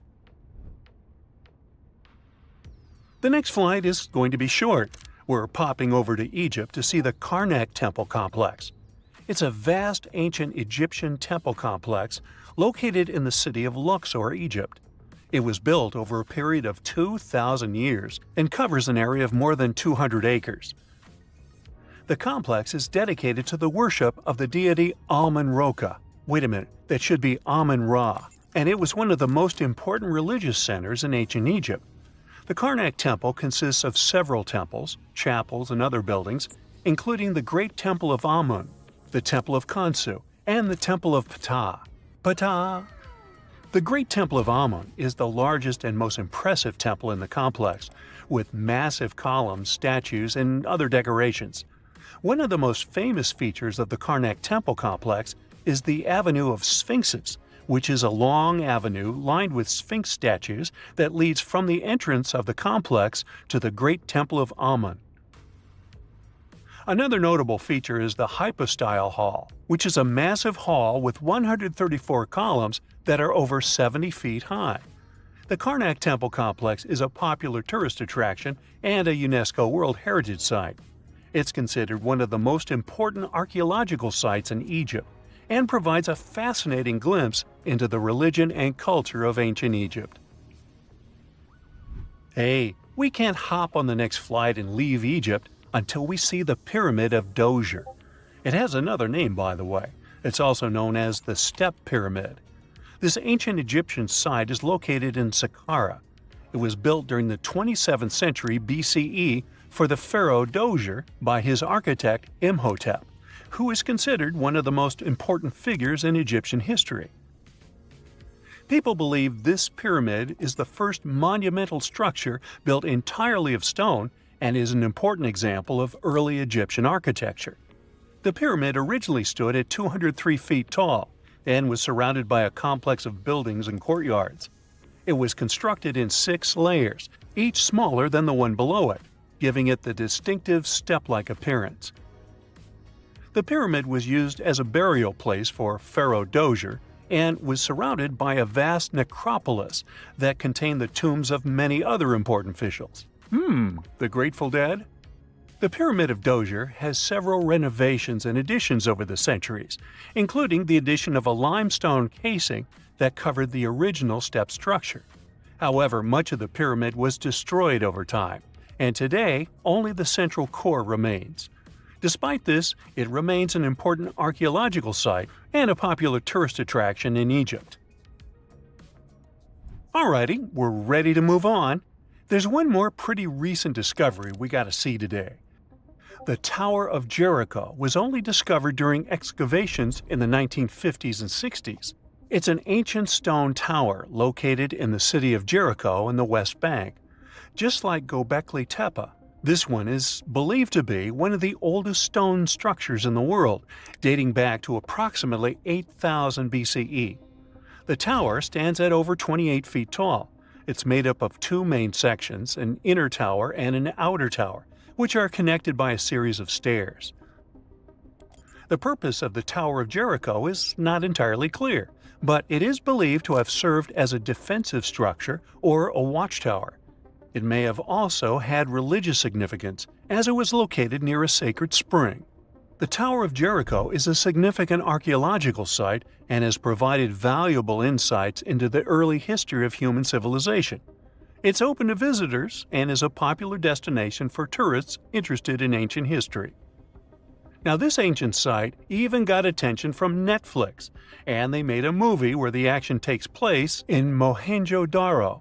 This site was a major center of the Indus Valley civilization in present-day Pakistan. Mohenjo-Daro was one of the largest cities of the ancient world, with a population estimated to have been around 40,000 in its peak.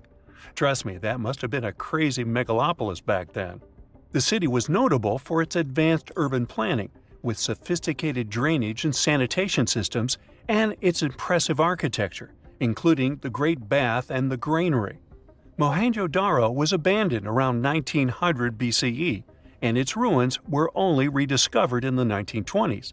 Today, it is a UNESCO World Heritage Site and an important archaeological site for the study of ancient South Asian civilization. We're heading to a teeny-tiny country that has quite an impressive history. Welcome to Malta. The Xigantia Temples are a Neolithic site located on the Mediterranean island of Gozo. They're probably one of the oldest freestanding structures in the world, dating back to around 3600 to 3200 BCE. The temples consist of 2 megalithic structures, each with multiple rooms and altars. The name Xigantia means giant tower in Maltese, as people believe that only giants could have built such massive structures. The temples are believed to have been used for religious purposes and are considered to be an important example of prehistoric architecture. They were added to the UNESCO World Heritage List in 1980. Well, you must be pretty tired, but there's one more place we gotta visit today. Our plane is already landing in Armenia, and we're here to see the Temple of Garni. Look, this one is well preserved. This temple dates back to the 1st century CE. It was built by King Tiridates I as a dedication to the sun deity Mir. Sadly, the temple was destroyed in the 17th century during an earthquake, which is quite a common thing for this area, but it was later reconstructed in the 20th century. Today, it's a popular tourist attraction and is also listed as a UNESCO World Heritage Site. We're in the Caribbean, and these are the Taino people. Scientists have long believed that they were the first inhabitants of the Greater Antilles, and those people were roaming the Isles long before Columbus discovered this place. However, a recent discovery showed that there were some other peoples living there. These guys are called the Archaic people, and they are now known for being good at using stone tools. They've used a whole bunch of polished tools, such as hammers, axes, and whatsoever. We still haven't found out how they managed to invent and produce all those tools without special equipment. Scientists are now looking for a sort of necropolis, or a similar archaeological site, to find out more about these people. Another curious settlement was found a couple of years ago, not far away from Florida. This one is pre-Columbian too, but it seems that the dwellers there were more into fashion than crafting using stone tools. The scientists discovered a complex of 37 oyster shell rings. There were many households with these rings, and the locals would produce beads from the shells of marine creatures. By the way, long ago, beads weren't intended only for fashion, but they were also an important social instrument. People would sew them on their clothes to manifest their power or wealth. Sometimes archaeologists manage to discover whole cities. This is exactly what Eleni Korka, an archaeologist from Greece, did. She found the lost city of Tania back in 2018. It wasn't a lucky coincidence. The whole search took as much as 34 years. By the way, Tania was even considered a mythical city. The city of Tania was a Trojan-founded city, and the ancient texts claimed it was incredibly wealthy. Well, seems like the texts were true. The archaeologists found around 200 coins on the site. Some jewelry was found there too. For instance, there was an iron ring with a seal. They also found a gold coin that was supposedly used to pay for a journey to the afterlife. Yeah, back then, people believed that it existed, and they needed to pay for a ticket to get there. The discovered clay, stones, and marble floors help us imagine what their dwellings looked like. And the archaeologists also found some vases there. One of the earliest examples of human-made art is located in the cave of Altamira in northern Spain. The paintings in a Paleolithic cave are so special because they're not monochrome, but have several colors combined. Still, these earliest masterpieces were hidden for a long time. They were only discovered in 1868, and today, this cave is a UNESCO World Heritage Site. Despite how old these paintings are, they're well preserved because they've been well isolated for all this time. Since the gallery was located deep in a cave, it was almost impossible for external climatic influences to ruin these prehistoric masterpieces. We are now in England, 2009. Meet Terry Herbert, a member of the Blockwitch Research and Metal Detecting Club. One day, he was casually inspecting plowed farmland in Staffordshire with a metal detector. I guess he must have wanted to find something special, but I bet he didn't expect to find what he actually stumbled upon.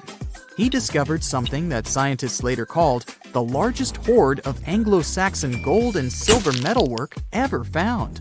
There's a list of items discovered, but if I start reading it to you, it's going to take me a really long time. To make a long story short, the archaeologists found 11 pounds of gold, 3 pounds of silver, and about 3,500 pieces of jewelry. No wonder this discovery is called the Staffordshire Hoard. The Birmingham Museum and the Art Gallery and Potteries Museum chipped in and bought the entire collection for over £3 million. Messages in a bottle are a famous cultural phenomenon we often see in movies, but it turns out this method of preserving letters is quite efficient. This is proven by the Dead Sea Scrolls. Back in the 1940s, Bedouin shepherds discovered 7 scrolls contained in clay jars in a cave. These scrolls were determined to be around 2,000 years old. But these manuscripts were only the beginning of a number of great discoveries. The Bedouins sold these manuscripts, but people continued finding more. The last discovery took place in 2021, and who knows, maybe there's more to find. Another piece of art recently found in a cave was a painted shell.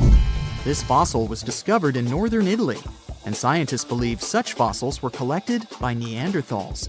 This find is curious for a reason. Neanderthals are believed to have been quite primitive. but this shell proves the opposite.